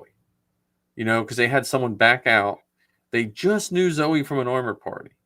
And they're like, hey, you know what I mean? Like someone had to take the effort to get her to a ticket, because they had to write it in, get a ticket, all that stuff. It was just so great. And the people she saw, like she saw some TikTok people that were there. She saw John Rodriguez, who from the Dad Batch. That just was John went and actually sent me a picture. He said, hey, I saw your daughter, and he sent me a selfie of him and Zoe. And they were just so nice. And Zoe was like, Lucasfilm, I guess the Mandalorians, they give them more tickets so they can have more people there. Like, I guess you had your choice of less tickets, but you can stand right there, on the red carpet, or you can have more tickets and have more people. And the Mandos, had more people there. So they made a conscious choice of, look, we would rather have more of our brothers and sisters here than just a few of us standing right along the edge, which says a lot for that group too. Now, I mean, and then she went and she got to hang out with the Paralysis and went and saw it. So it's a neat, but I wish they would have done that for around the country. I wish they would have said, hey, look, not a premiere, but I would have loved to see the first 3 episodes in a theater. Like I can just imagine. Like, yeah. And I mean, how cool would it have been if they did something similar to that? I mean, so maybe you have these two stars, or maybe one of the writers who shows up at it and turn it into something. It might not, might not be at every theater, but maybe some of the bigger ones. So something in Philadelphia or Baltimore. None in Ohio. No, I'm just kidding. Not in Ohio. No, I personally think that's the way it's going to have to go eventually, because of the streaming services. Like, we still like seeing this. I still, as much as I love everything, I am so happy we got to see the Book of Boba Fett in a movie theater with people that love Star Wars. Mm-hmm. Like, when we rented a theater, it didn't cost us anything really. It cost us like $5 a person, and it was different. It was just so neat. And I think people are more positive towards something like that because you get to experience it as a group. Well, I don't know. It didn't necessarily change how the sequel trilogy was received. Well, that's true, but I'm saying if you do, that's true. But if you do like we did, where I just invited people I knew that would enjoy it, or at least not run their mouth if they didn't enjoy it. Well, think about that, because you get to curate the list. I mean, would you go through your list and say, "Oh, I know 4 real jerks that I would love to bring to this party. They would be fantastic." But I'm saying, like, because I know if there's another opportunity to do that, like when Zoe's home or something, I'm going to try to do it again, and I'm going to try to make it even a bigger event. Like, we'll do something before, or get more costumes in there, because the movie theater people, they got a kick out of it, because we had Safi was a Svennik and the rest of us had our helmets and stuff, and they got a kick out, and it was just neat, because I do miss that part of seeing a movie with everyone that likes it. Oh, I agree, and it's I think it's more immersive in the theater, because you've got the ginormous screen, plus, as nice as my home system is, it's not a THX, Dolby surround sound, so high with the volume that my seat rumbles whenever a TIE fighter rolls through. It's definitely a much more immersive experience. Well, also you have to focus. Like today, I watched it, but I was making dinner too. So so like a third of it, I was doing stuff. Where when you go to a theater, you have to sit and like you other than maybe reaching for popcorn and a drink, you have to watch it. And we forget that too because we've all become mildly distracted at all times. Oh goodness, yeah. And I mean, we can't watch it. We can't watch a movie with the youngest dude in the house without him being on his phone at the same time that the movie's on. Hey, did you see that? Oh no, I love and hate at the same time that we can rewind because I like to rewind it if I don't get something, but if I know I can rewind, I find myself not paying attention as well as I have to. Where the first time you went to any of the first time I went and saw Solo, I was like, I want to see everything the first time. I just want to, So Heather was not happy with me tonight because it was the first time she got to watch the 4th episode, and I paused it 6 times on her. Yeah. She's like, I'm trying to watch this thing because I was taking pictures of the different things in the background. It is beautifully shot. Yeah, it's such a gorgeous show.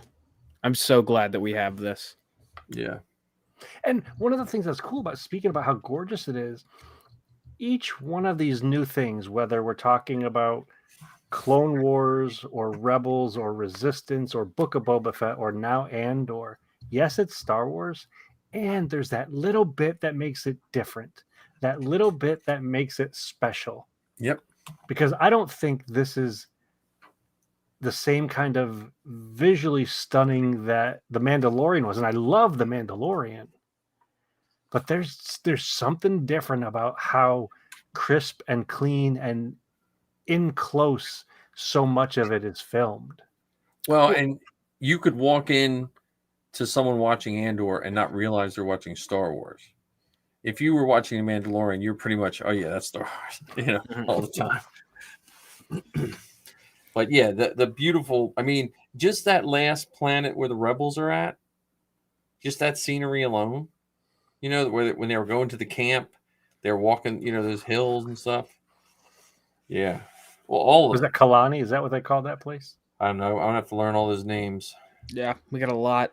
Or Aldani, that's what it was. Because I kept thinking they're saying Alderaan. Yeah. Because I watch everything with subtitles and I see ALD and my brain just auto corrects to Alderaan. I need like a giant space map. And then every week you get a new planet you can just stick on. Well, do you remember National Geographic where they had the National Geographic for kids? They'd have that kind of stuff. Yeah, we have to unteach that because like you ever see the maps of the galaxy, and it makes you think like the Earth's orbit is a oval. I mean, an ellipse, and the Earth's orbit is almost a perfect circle. But because it looked better in a textbook, they make it look like an oval. So. All I remember is my first year teaching. So I was an elementary major and I was in the science department, and the science people, the high school science people looked down at us elementary people like we're just like babysitters and stuff.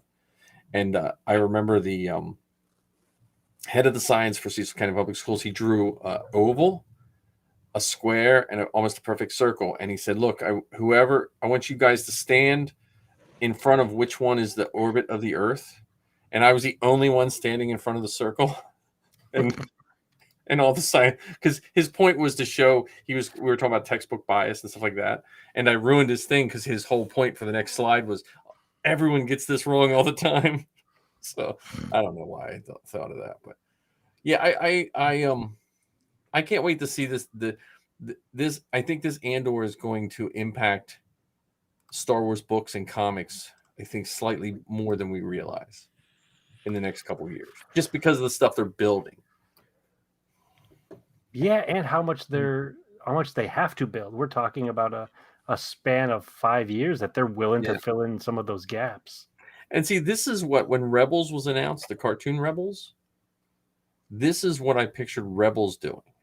Mm-hmm. Like when they first announced Rebels, I thought it was going to be a broader story of the full built rebellion, and it wasn't. It was just a small group. So,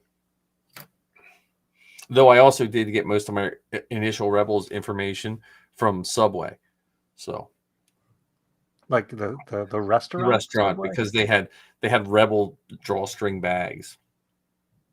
I never ate so many bad subs to get drawstring bags in my life than I did then. So this is not a commercial for Subway. It is not a commercial for Subway. I think I still ate. I can't remember if I ate meat or I ate their veggie subs. I Either was way, going to say, do they have vegetarian subs at Subway? Even their bread has cheese on it. why you get no cheese? It's not vegan cheese either. Get They're- Italian they're- bread. They're I haven't had a Subway sub in probably 5 years. I've had a veggie sub. In Maryland, they don't understand that I don't eat cheese. If you work in Maryland and you don't eat crabs or cheese, that doesn't compute. Don't go to Wisconsin either. Yeah. No, they'll be like, okay, well, Mike, we're just having crabs. Is that okay for you? And I'm like, no. Okay, well, we'll get you a salad. And I get a salad, and I don't know how. I think the one time they got me salad, I felt like they had someone individually put the shredded cheese all over. Like, there's no way I was picking the cheese out. Like, they must have had some kind of cheese infusion machine. I was like, well, I don't eat cheese. And the principal, he didn't have it looked like his head was going to explode. It was like he couldn't compute. He was like, what? Cheese is, so anyway, little tangent. But yeah, I'd eat Subway to get these little drawstring bags, which I probably still have somewhere, which will probably be sold on, it's funny the merchandise you think that is so cool to get. And you're like, what the heck did I get? They came with little lightsabers, didn't they? I can't remember. I thought they did. I think I've got the same thing, but I didn't think they were drawstring. I thought they were just like Velcro, like satchels. Maybe they're almost. just these little tiny bags, but they had really cool graphics on them and stuff like that. And I had all these plans. I was like, oh, I'm gonna take these apart and make like a flag set, and it's probably in a box somewhere. Well, they can make nice giveaways for our listeners. So you fans out there, give us an idea for a drawing, and we'll get you a Subway bag from Mike's collection. Well, I had someone offer me $2,000 for my sail barge. So, but I didn't sell it. So what? Huh? What? I know. Well, it was mainly I didn't sell it because I just didn't have time to meet with him. Oh, I was asking 2,500. I was asking 2,500, right? I was asking 2,500, and he said, I'll give you 2,000. And I was like, well, let me see. And then I just didn't get back to him. But they're going for like 3,900 right now. Yeah.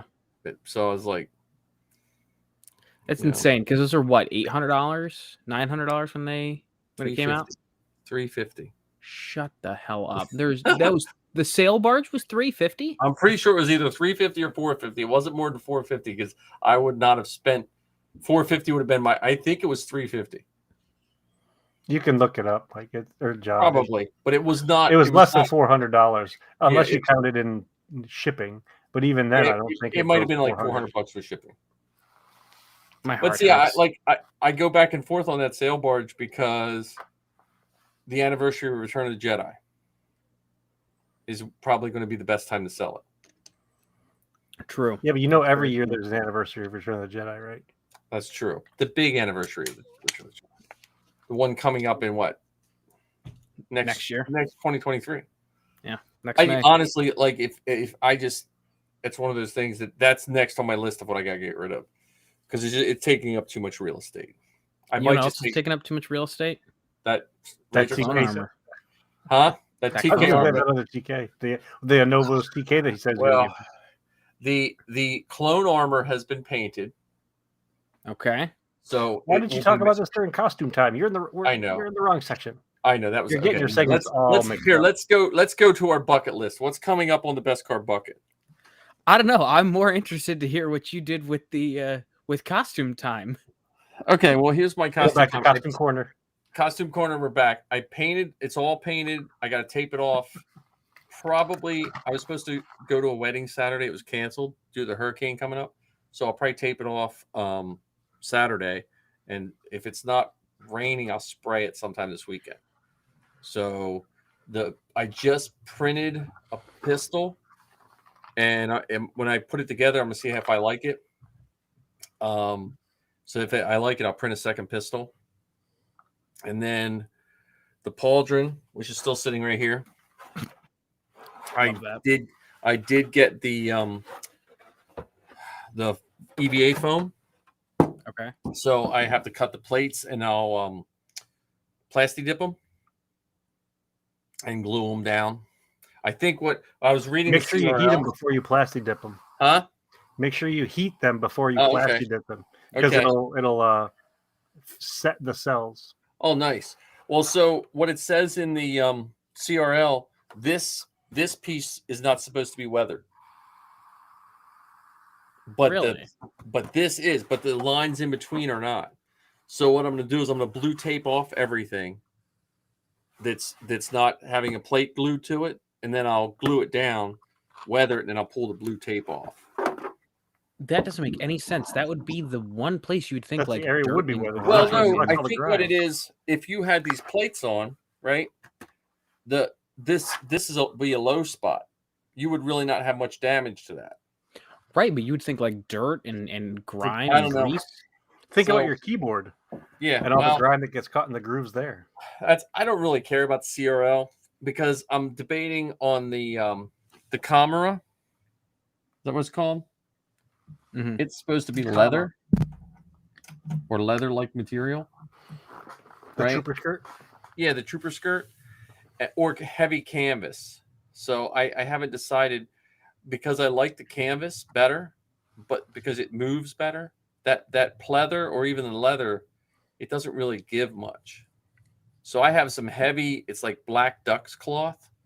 I might make it out of the heavy black duck's cloth, like double it up because I got to put the orange seam down the middle or the rust seam. So I might just make it out of that and see how it looks. Does it have feathers? Huh? No, duck's cloth is it's like a heavy woven it's a heavy woven material. Oh, okay. So it's tight weave compared to like Cheesecloth. monk's cloth. Monk's cloth. It's the kind of the opposite of monk's cloth. I just gotta see how it looks. I have the black leather. I just don't think the black leather, that fake leather, is going to. It'll look good when you're standing at attention, but when you go to bend, and then I gotta make the holsters. I think I'm gonna make them out of cardboard and fiberglass. Why don't you make them out of Sintra? Well, I'm gonna fiberglass them, so I'm gonna cover them with fiberglass because there can't be any seams on them anyway. Mhm. So I'd rather, since they're going to be on my legs and get banged around, because I was going to do Sintra and then seal up the edges with putty and all that kind of stuff, but they're going to be banged around on my legs, so it'd be easier just to make cardboard like I did with Zoe's old holsters, and then I'll cover the whole thing with fiberglass resin, and then I can sand it nice and smooth. And I mean, there's some good 3D files for the DC-17 holsters. yeah, I saw those. I was just thinking like, which would be the least work to get them done that I could like get them done from start to finish, like on a Saturday. And I think cardboard and fiberglass would probably be the way to go. Yeah. Because if I 3D print them, I got to get the print lines out and I got to put all that on there. And again, they're on my legs. So that it's not like if they were a piece that wasn't be banged around or something like that, but they hang right off your legs, you know? So, but that might be done sooner than I thought it was. Because when I was looking at I didn't repaint the stomach piece and a couple, because I was looking at the weathering and it does match the one picture. So the CRL's paint job is not 100% right though, but I'm just going to go by the animated picture because I don't know if I'm going to use it to join or anything. Just going to wear it. I'll wear it long enough and then just show up and be like, yeah, I'm in. What are you talking about? What? Just don't take your helmet off. They don't need to know who you are. Yeah. Who? Right. I'm John. I'm John Scalise from Ohio. Yeah. I think there's like 4 Keeleys in the Legion. Yeah, I'm CT 1279 Yeah. But that's my build time. I'm gonna try the filler and acetone. Have you tried that yet? I just learned about that this week. Yep. Yes, you take the putty, and I'm going to try that because I see some of the people's stuff they make with that is because I'm just getting tired of print lines. Yeah. See, I grabbed the wrong can, and I accidentally grabbed mineral spirits. Well, you can at least So- clean all your stuff up. Yeah, so I ended up wiping away all of my filler primer. You know, I was Pretty bad. it's We trial call- and error. we call that doing a Big Lebowski. Because it might wait. This is a dumb story, but I would always go get videos to rent when we first got married, and I would always be in a hurry. And so one time I grabbed Big Lebowski, and then I went back the next time to grab one, and I was looking at one, and I grabbed the Big Lebowski, which was right next to it, and I think I did it twice. So Missy always calls it "you Big Lebowski'd it" because I grabbed the wrong thing. So if I grab the wrong thing off a shelf, it's called Yeah, Big Lebowski. Being a fan of that movie, it's not really a mistake. I Yeah, think it's an well, opportunity. I don't know. Well, My while we're headphones. still I mean, in costume, Because that's a corner real great quick. connection to Star Wars. I mean, Flea was in both Yeah, both right. the Big Lebowski and in the Obi-Wan Kenobi show. Yeah. That's a good point. Who would have thought he would still be alive that long? Well, I mean, Keith Richards is still alive. Yeah. All right. So bucket list. We don't know what's coming up on the best car bucket. Nope, nothing on the docket quite yet. I'm hoping to have something done within the next 2 weeks or so. Dad is chomping at the bit again to Good. get back on, but that's Now, a matter of what's he think of Andor? he You really gotta enjoyed the first 3 episodes. Nice. Check Facebook real quick. Huh? Check your Facebook real quick. My Messenger. Facebook? Yeah, Check your- Messenger. Oh, I didn't want to say it out loud. I laughed when I read that. Hang on. But real I'm quick glad to before see we Art's venture, back with us too. yes, he is. Oh, yeah. Before we venture too far out of costume corner, I totally went out of left field and I did order a Halloween costume. Yeah. What'd you get? Director Krennic. Oh, nice. Yeah, I saw it on there. There was like one of like the cosplay Sky costumes where I'm like, you know what, I can turn this into a passable costume. Dude, the cosplay Sky stuff.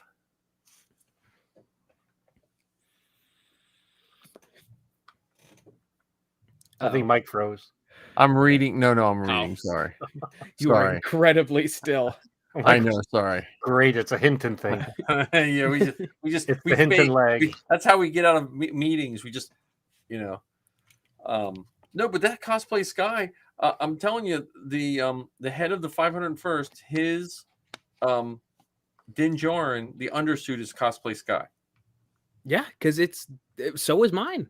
Yeah, It's Justin Sonnenfeld. That he uses a cosplay Sky. yeah, their soft goods are like really good. And for what you pay, you could throw everything else out. Because if you go someone to commission you a soft good suit, they're like, okay, that'll be $500 and it'll be 6 years from now. I mean, Yeah, it was $110 yeah. and it comes with the shirt, with the pants, the belt, and the cape. What See, I about the think rank badge? you should do And the like rank badge. you should do Krennic's spoiled son. You should have like a man bun and like an eye patch or something. Mm-hmm.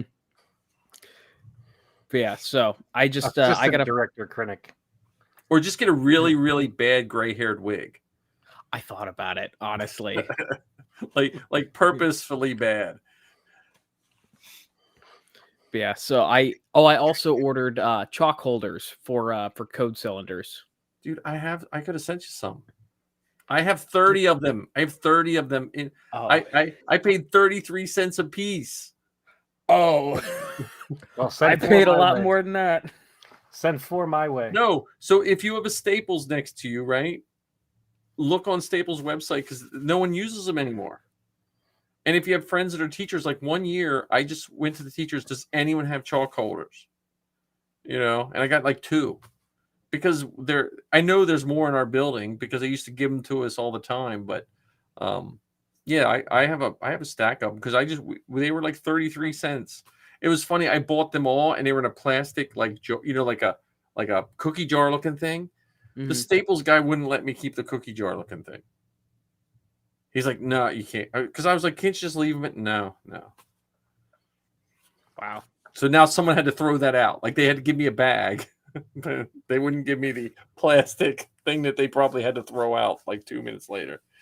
I don't know. But yeah. So now all I gotta do, I gotta find a pair of calf boots. Dude, look on a lot of the Halloween shops have the ones that zip up the side. I forget the name of the boot company, but I bought a pair of the black Vader boots. I think they were like $40. The fake leather zip up the side. Really? Yeah, you just got to go like, any of those Halloween stores. They're probably more now. Like you probably pay like 75 or something like that. But, Right. or even if you check, what's it? Spirit Halloween. Yeah, just go check for their boots, like their brand of boots. I haven't Didn't seen know they them had in boots. the stores though. Yeah, or you know what? I think they might have them at Party City. Really? Party City this time of year, just during when they put their Halloween stuff out. Yeah. I forget the name of the boots. It's a weird name. It's a weird, like it's like a disco type name. And they come in like small, medium, and large. They're not like, like okay, these fit Awesome. from large. Funkadelic? No, adult, yeah. So Go, because go, mine, I have my Vader boots that I'm working on, but these I can put my Doc Martens on and wear them inside the boots. Oh God. Because I got large because I was going to put lifts in them, and I'm like, you know what? I think I'll just put my Doc Martens on, put my foot in, zip it up. That gives me like 3 inches right there, plus the heel. Then just put a lift inside the Doc Marten, and there you go. That's what I'm saying. Just and it'll be more comfortable. So I'm still working on this chest piece for him, but I'm gonna experiment with this. I'm gonna experiment with this putty and acetone before I do the Vader box, because that box is what's scaring me. I want that thing to be perfect because next to his helmet, that's the first thing you see. Mm-hmm. So that's not this Saturday, but that's next Saturday is dedicated to 100% Vader work. So. Yeah. I think the only other thing I forgot that I was working on is I'm getting my cards printed. Finally. Yeah, I can't read. That's cool. Yeah, I totally forgot that I've got a friend who his dad just runs a print shop. Oh, nice. So when I saw because the got print prices went sky high. Yeah, well, I use Bargain Basement Prints for it's the website's Bargain Basement Prints. That's what I use for Zoe's cards, and they were ridiculously cheap. So I designed a belt holder for TKs to put their cards in. So and then years ago, I probably have the file somewhere, but I was 3D printing them for guys, and they put their cards in, and they could just pull them out, with their TK number. But yeah, Kylo's got back pockets. All I need's a baggie to keep them in. Well, and you just I always have some in my tote, so if there's a handler, and then some of the garrisons have like displays on tables and stuff like that, and they'll sit them out. It's always nice for kids, right? Yeah, and people in the Legion. Like I really want to start collecting the cards now. Yeah, I don't know if I showed you my notebook of cards when you were here. Did I? I have two three-ring binders of cards that I've collected over the years. So now I didn't realize signed and unsigned cards were a thing. Yeah. Did not know that. I was handed several duplicates of cards, one signed, one unsigned. Yeah. Well, hey, you never know who's going to be the next Chris Bartlett. That's true. Or John Scalise, for that matter. Well, so I told you guys before that I got my Jawa robes from Chris Bartlett in 2007, right? Mm-hmm. Well, have you been on TK 409? Mm-hmm. Not recently. So he has a story written there about how he got his job using his Sand Trooper. Have you ever read that one he put? He wrote an article about when he went to get a job. I think he was a video game developer or something in his younger days. He dropped his resume off in his full sand trooper suit. You know, he walked in the door, and when he was going back to the elevator, I guess a meeting was let out. You know, and it was just just talking about a first impression and this and that. For years I had that article copied in my desk at work, and that was like an assignment I would give students. Like when I taught computers at Elkton, if like the computers went down or we needed sometimes they'll say to teachers, hey, we need a writing sample from your students or something like that. So I kept that in my desk. I made a class set of copies, and I would make them read the article, and I give them prompted questions to, about trying to, put your best foot forward and all this kind of stuff. I used to use that article for years. So, I'll be right back. Yeah, because I was telling Chris that when I met him in Orlando the one time. So he was hanging out with all the skinny guys. Boy, vey. Good girl. Come on, puppy. Well, someone got in contact with me, and he's bigger than me, and he's building a C-3PO, and he's asking me questions, and I didn't say it, but I was just like, buddy, he's like, well, he's 3D printing one, and he has to make the files bigger, and more power to him. But if you make a giant C-3PO, it doesn't have the same, you know what I mean? Like, yeah, it has to, I don't know. I don't want to body shame someone, but if I made a C-3PO that would fit me, it would be so out of proportion to what C-3PO is supposed to look like. Yeah, I mean, it's got to look right. Yeah. I'm all about proportions and stuff like that. But what do I know? Well, you're also all about silhouettes. Yeah. Well, that's what I mean. You get that cool silhouette. Like, I still love that picture of you holding your blaster, and Marty taught me that, where you have to hold things that don't feel natural to get a good picture. Yeah, I love that. I love that picture. Yeah, it's literally my background. Right. But I'm saying, like, that's one of those ones where, like, when you're doing it, because Marty's had me hold my blaster certain ways, and I'm like, this doesn't even feel normal. Yeah, like when he had me do that, like my whole wrist was turned, like it felt like 90 degrees, but the picture comes out and it looks fantastic. Yeah. The joys of hanging out with a photographer. Right. Yeah. Funny story about that picture, actually, because it's also my wallpaper on my phone. Nice. I was at GameStop working on Sunday, and I was talking to this guy who's trading his phone in, and we had both just gotten the same phone, and we were just chatting, and I was like showing him all the things on my phone, blah blah blah, and he's like, hey, that's a really cool Mandalorian wallpaper. Where'd you find that? And I'm like, oh, well, funny story. That's actually me. He's like, what do you mean that's you? And I like went through and showed him all the pictures that Marty took and like the ones with my helmet off. He's like, oh my God, you can just do that as an adult? And I'm like, hold on, buddy. How much time you got? Uh-oh. Let me tell you about my Lord and Savior, the 501st. Right. Well, I think that's that. It is a slightly. I'm happy with how society is going in the sense that it's more available to people, but it is sad in our society that we're made to choose between things we love and being an adult to a certain point. I mean, I know you can't do it, but the joy that the costumes bring and the stuff that we can get to do and the experiences we get through that is remarkable. Mm-hmm. And the Mando stuff, I guess with all the shows coming out, it's getting hard to compare them because it's all becoming a flavor of a salad or a flavor of a stew.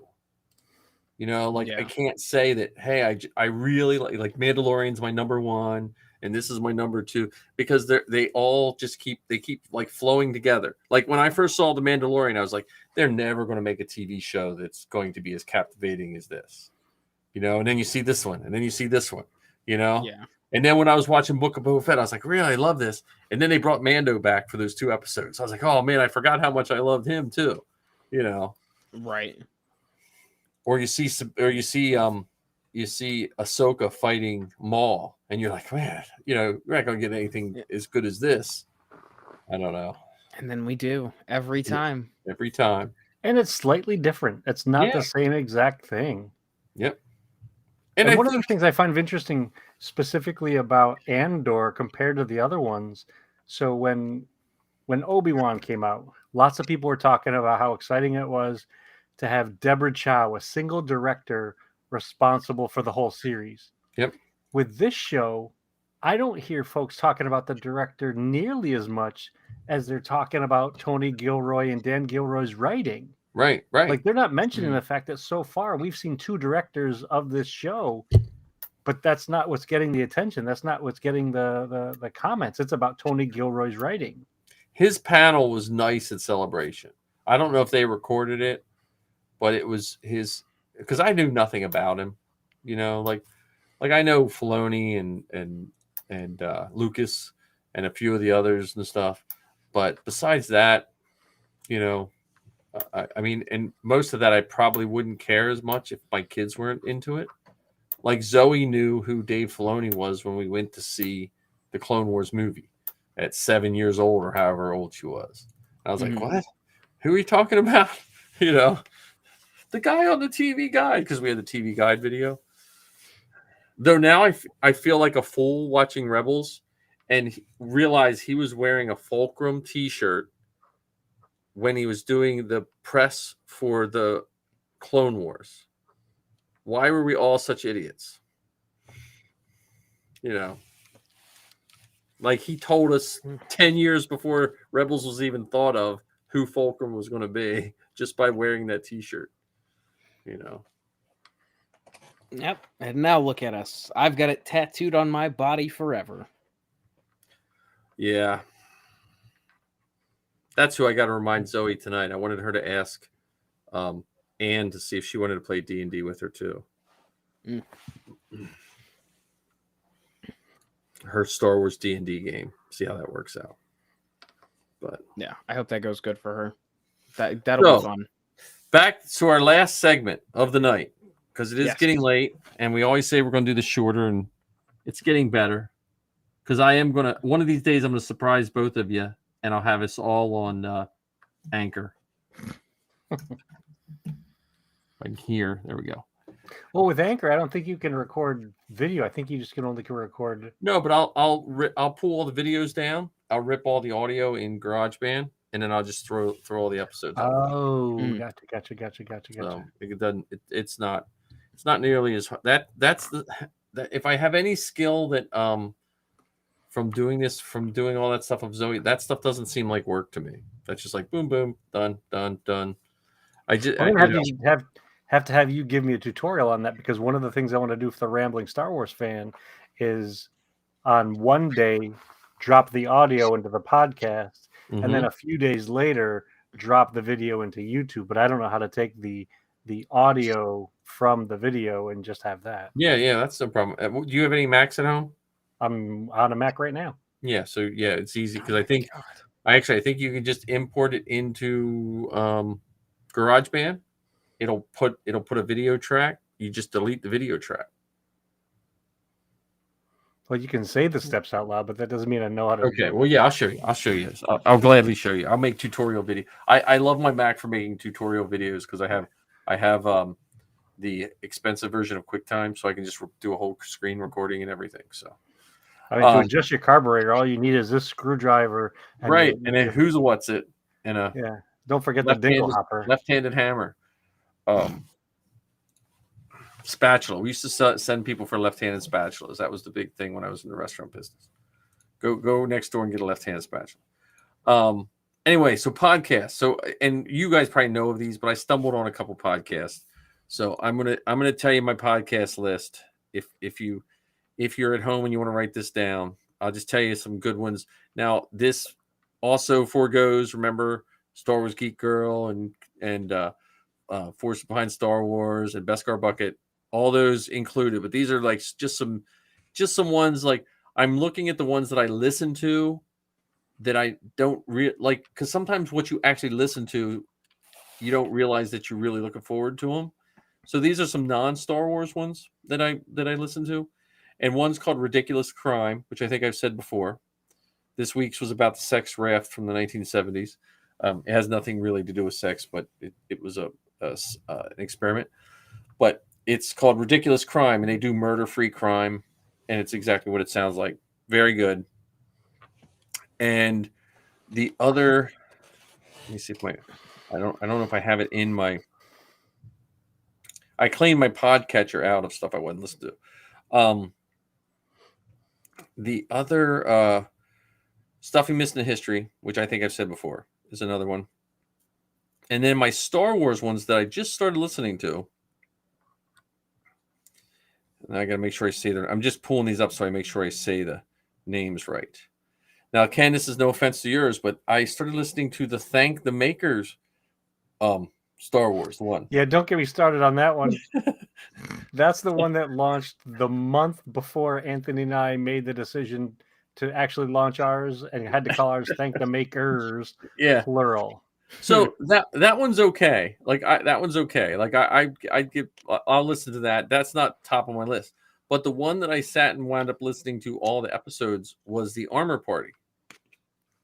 I haven't heard of that one yet. So it's, I don't know. Let me see how many. It looks like it has 25 episodes or something like that. Wow, that's more than Thank the Makers. But it's literally a guy, and I listen, and I also listen to the Dad Batch. That's the ones that have seemed to have become, along with my ones I regularly listen to, they're ones I listen to now too. And I heard of Armor Party through the Dad Batch, which goes as my commercial for all those doing podcasts out there. Other podcasts are not your competition.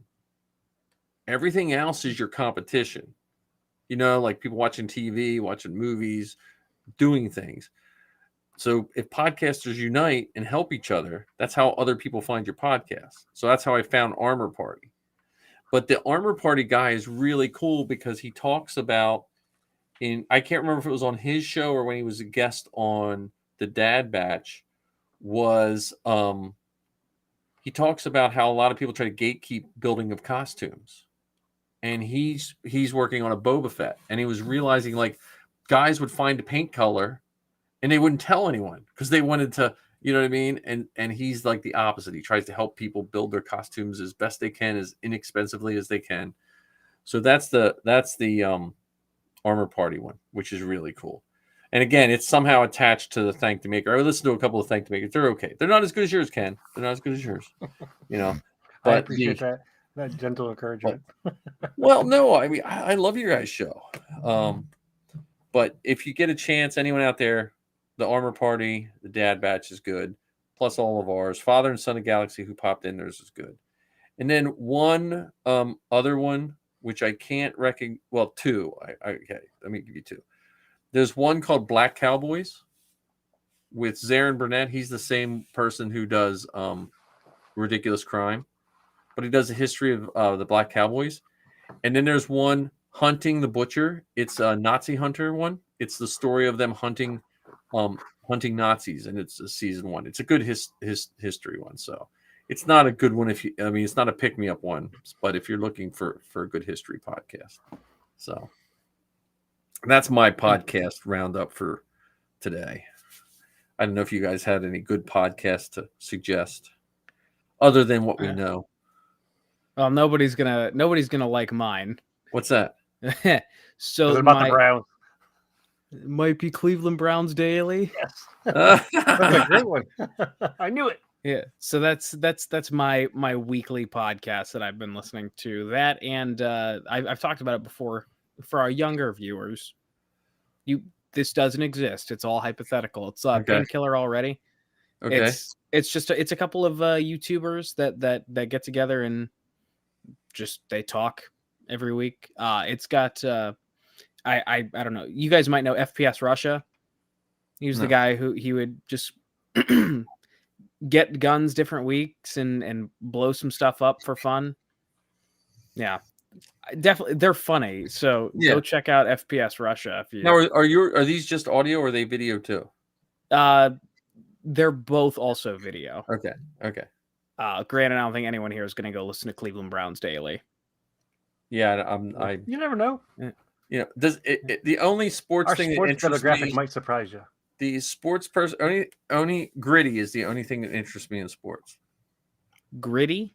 Mm-hmm. Yeah, The he would Flyers be like mascot. if the Philly fanatic okay. had sex with a Wookiee. Yes.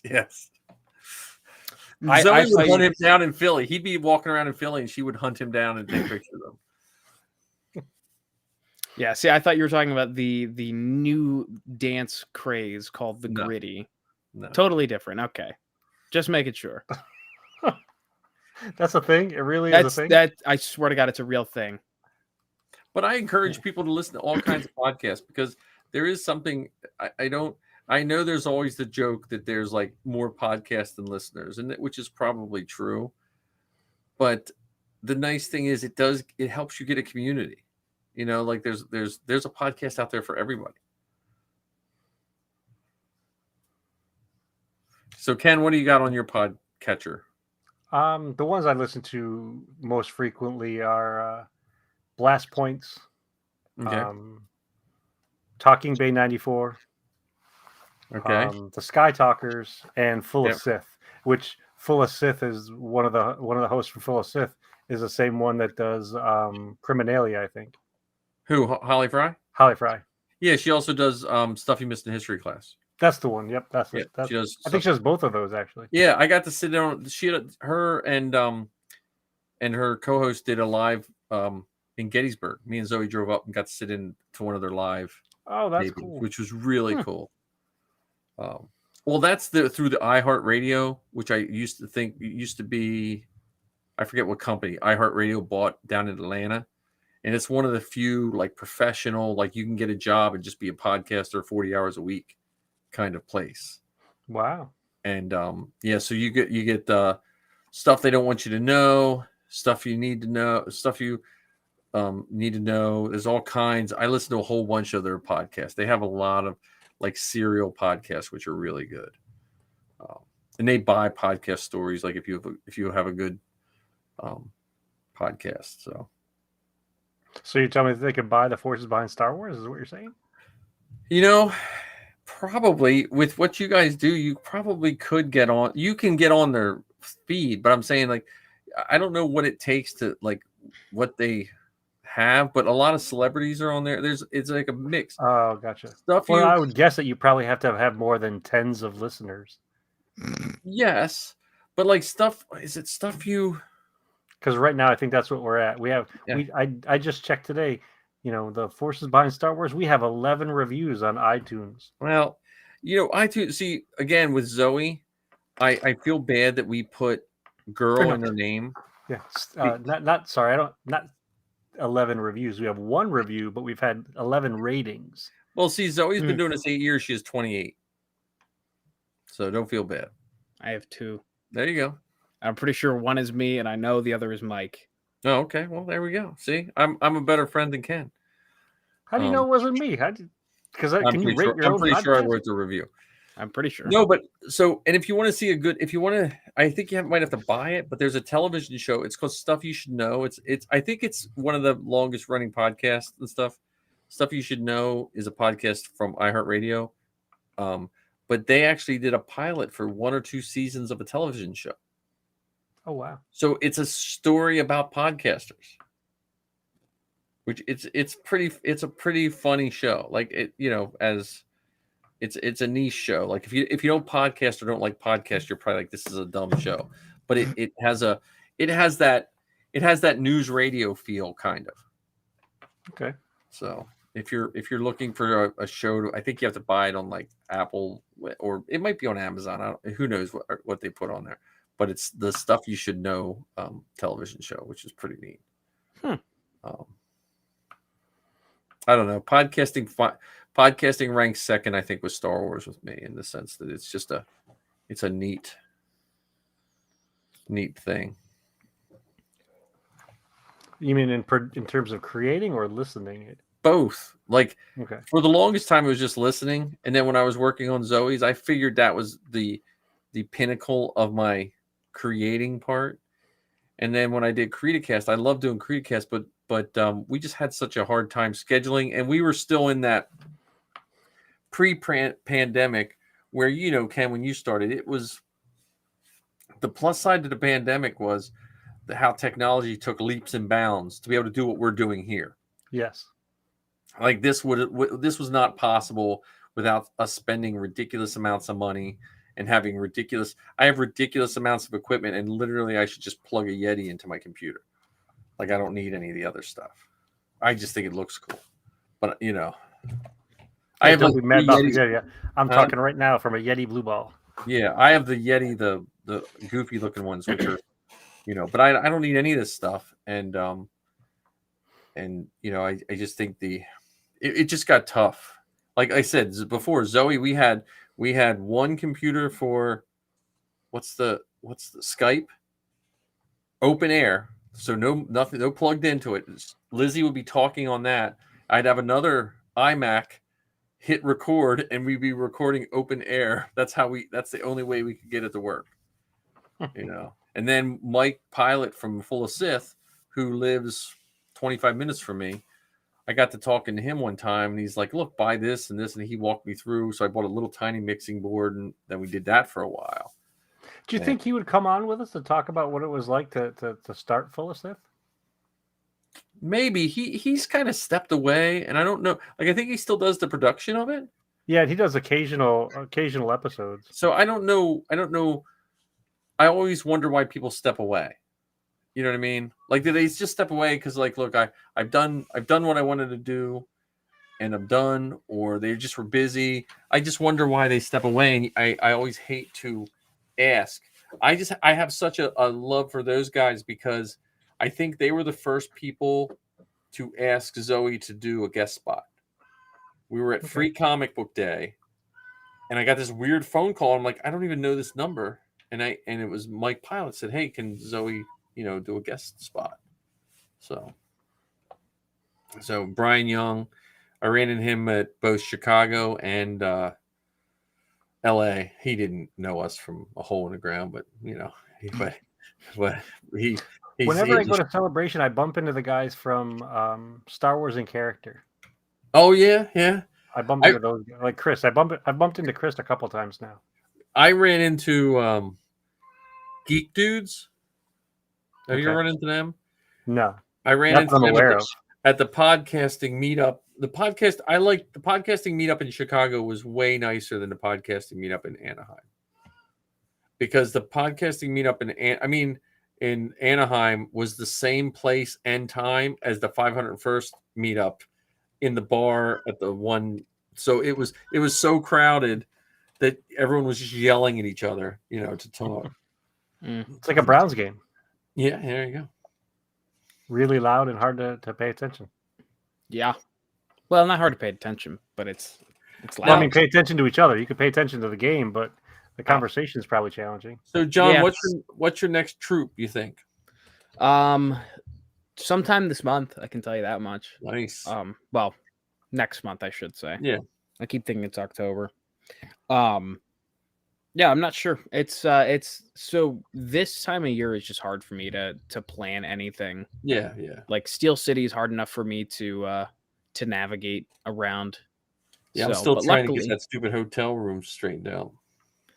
Yeah, so I talked to my dad about that actually. I think he and I are just gonna do Saturday, Sunday because that's the easiest for us to do. We're not gonna stay at the DoubleTree. Yeah. Because he doesn't want to book a hotel until the day of to try and get that Priceline price. Hey man, he might get a better. I'm just trying to get. I just want the Steel City price. I don't want to pay $297 a night for the DoubleTree.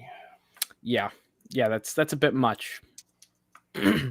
So yeah, I think Saturday, Sunday is going to be the best way for us to work out. I might try and convince him to do Friday, Saturday, Sunday, but I got to work all that logistics out here. That's on my list of. One of these nights I just got to call them the DoubleTree, and But how about you, Ken? You trooping anytime soon? I was supposed to troop this weekend, but some stuff has come up, so I won't be doing that. I'll probably get into something in October. Yeah. I have a wedding on the 20-something in Maryland. It's actually in Pennsylvania, but it's through Old Line because the parents of the bride live in Maryland. Maryland will do weddings. Carita will not. So it's like is that like an incursion into their territory or something? I don't know how that works out, but because What day is that? It's I want to say it's the third Saturday of October or something. It's in Delta. It's like I said, it's literally like 5 miles from Maryland, but PA is adamant about not doing weddings. So Yikes. I got charges brought up to me for telling our people that Lucasfilm didn't care if we do weddings. So I was the XO at the time, and one of the other wanted to bring charges against me for the Legion for not lying to the membership. So What a rebel. And when they wrote all this up, I took screenshots of it and saved it. So I was like, so anytime I, want to get my juices flowing, I just read it. Yeah. Don't we have a wedding that we all agreed to go to in November? Oh, I keep yeah. One in forgetting the date. November, like November 10th, I think it is. I'll have to get the details on that. Yes, get the details on that. Sooner rather than later, because I can ask. Yeah. I can see if Marty's not. I think the challenge with it is I think it's on a Friday. Oh yeah. So I don't think it's a weekend wedding. Well, depending on the Friday. Friday. On a Friday. I don't know. People are getting married every day of the week now. Yeah. Marty can't come to my house for Halloween because people are getting married on Halloween on a Monday. Are they demons? I guess. I mean, that's different. That's a holiday wedding. Yeah. Wait a minute. Someone's from Bangkok is on here? Morning from Bangkok. My goodness. Oh, hello. Interesting. What time is it there? Because it's like 11 o'clock. Are they 14 hours difference? I don't know. I They're guess time I'll find out. traveling. It's so they're actually in tomorrow. Yeah. Mm-hmm. Well, no, depending on the Friday, I have a couple Fridays off in November, I think, for professional meetings. I think it might be that 10th. That number sounds familiar to me. When's Thanksgiving? Isn't that's like that's Thursday. Thursday, but it's not like Black Friday or anything, is it?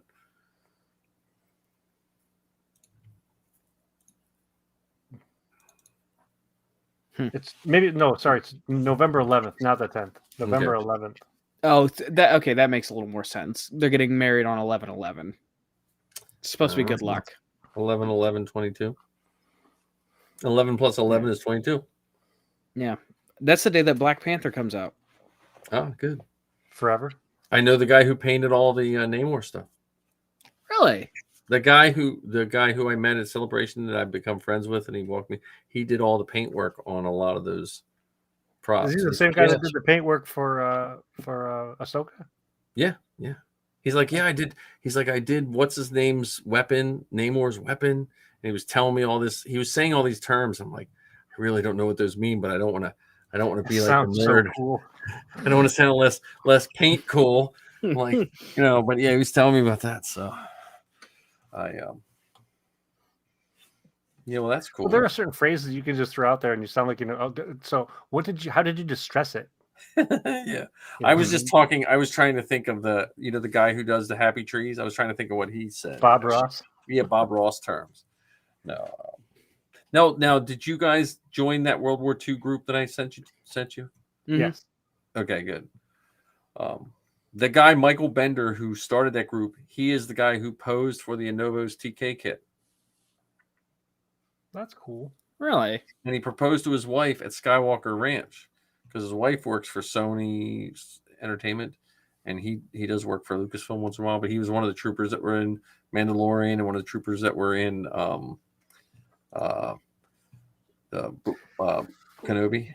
Speaking of that, what if we did a bike gang for costumes? Like a swoop bike? Yeah, swoop bike racers or swoop biking. So Yeah. not like the mods. We don't need mopeds. No. But we can get like jean jackets and I mean Yeah. John already has the leather pants. Yeah, there you go. I do have Or leather do pants. like the Rebels, do a bike gang / Rebels from Rogue One, like have the repurposed black biker scout helmet. Yeah. Because every time I see someone riding one of the, except for Luke and Leia using the Force, if you were riding one of those speeder bikes without the heads-up display that's in their masks, wouldn't that be pretty tough to drive? I think so. Yeah, probably. I could use my Ezra. Well, I do have a biker scout helmet. I gotta get that done. I gotta put that on my list. I'm trying to get the little stuff done, man. Just knocking that little stuff out. Yeah. Any Well, I was update on thinking more your? like the Clatoian from Book of Boba Fett side? The Barada, Nikto, Clatoonian bikers Yeah, gang that had like almost like the two J's. yeah, as yeah. part of their gang colors. Yeah, I think I got some pictures of those guys from. Did they come out with a like a A toy for the, them? huh? A toy for them? No. No, the book. The books, the white books that have all the nice photographs of all the For costumes. they didn't do that for Book of Boba Fett, and they haven't done it for Kenobi either. John and I Yeah. were talking about this in our last episode of the Oh, Best Car yeah. Bucket, which all of you could be listening to tonight Yes. after our show. Yeah, They didn't check it do the art of, and they didn't do the making of for either of those shows. Yeah. They did the What were you asking, gallery for Josh? both, but they didn't. Well, they did a special thing for Kenobi, but they didn't Yeah. do the making of, and I'm surprised. Yeah. John, what were you asking? What about the what now? Any update on your inner robe? I haven't talked to Wendy yet, but I think it's supposed to be done like soon. So I have her dad messaged me because he needs a visor for Cody. Mhm. So I have one ready to mold. I just have to because I have one that I picked up like I don't know when the Clone Wars first came out, and I never used it. So I was going to I cleaned it up, and I'm going to make a mold of it. It'll fit on the animated helmet. And he actually just messaged me, so I'll message him back and see what's up. So. Well, I think that's as good a place of ever. Yeah, it was a good show. I'm glad I'm back. Welcome. We back. had a little bit of direction this time. A little bit. Let's tighten it up, and then we can do the live and recorded. I'd like to wouldn't it be nice if we were big enough that we could do interviews, and then we could just say, hey, and then we slide in an interview with someone, We absolutely could. I don't see why not. We just gotta get some interviewees. Well, I mean that. What if we did some wild in the sky brainstorming for that sort of stuff? Yeah. Well, it's we gotta have Anthony on again. I know Anthony had a rough day today, but we gotta have Anthony on again. Every time he plays a video game, it reminds me that I forgot all about that game. Like he was playing Smash TV. I used to love that game. I totally forgot about that game. Well, I mean, there's all four of them that could be interviewed. So you've got Anthony and Demetrius, who both worked for Hasbro / Kenner. Yep. Anthony did video game stuff. You've got Dexter, who's an artist who has done some Star Wars art. He's the artist who did our Rad Batch art. Which again, I think the Rad Batch and the Dad Batch got to get together. That would be one heck of a batch for sure. And then Steven, he's an actor, and so he has he's friends with the lady who is in She-Hulk. Nice. The lady who is the Jennifer Walters' assistant, and I apologize for forgetting her name. So he has those kind of connections. Plus, he knows folks that Demetrius has a friend who works in Skywalker Sound, and Anthony has a bunch of friends who work. Are they For now? Are Lucas any of now. those guys in LA? Yes, You gotta get Zoe to go. Demetrius and Steven are both in LA. They gotta get Zoe on there. You guys gotta get Zoe on there. Gotta get her. You mean I back on really- there? Because we had the Huh? two of you on. We did the episode about Yeah. family on the Yeah, but you 4th of didn't July have the show. whole. You didn't have the whole crew then. Yeah, it was before the I'm batch trying to became the make her batch. maximize her LA experience because that experience is going to come to an end before she knows it, and I'm trying to make sure she's busy. Take advantage of it while she's there. And we Ken, still this got to is- go back and try to figure out how do we get the Magic Jump people to do an interview with us. Yes. Ken, I was Well- gonna say Zoe can't come on until she gets a picture outside of Magic Jump. Yeah, I'll tell her. She has her armor. She's supposed to go. She wants to go do a photo shot. There's this one comic store that has a big mural of Ahsoka and Sabine on the outside wall, like 2 or 3 blocks from her in Burbank. So she's going to walk down in her armor and get some pictures. That's going to take her like 96 minutes. Yeah, I know. Well, I think her one roommate has a car. Okay. That's gonna take her 94 minutes then. Yeah. Well, LA traffic. if they stay in Burbank, the traffic's not bad. It's when you cross over that highway onto the LA, even though Burbank is technically LA, when you cross into that LA proper is where it's weird because I look at our maps here. I'm like, oh, that's 10 miles away. That's 10 minutes. 10 miles for her is like, that's 45 minutes. So, Yeah. But they are in LA. If you have to be walk slow or drive slow somewhere, it's still better than, LA in October is way better than Pennsylvania in October. True. So I wonder if folks, we were talking about some of these podcasters and we mentioned Mike Pilot. I wonder if Jason or Gabe would be willing to spend, 25, 30 minutes talking with us about their show. well, again, that's what I always tell podcasters, and I think some podcasters don't understand it. You just cross over, and you just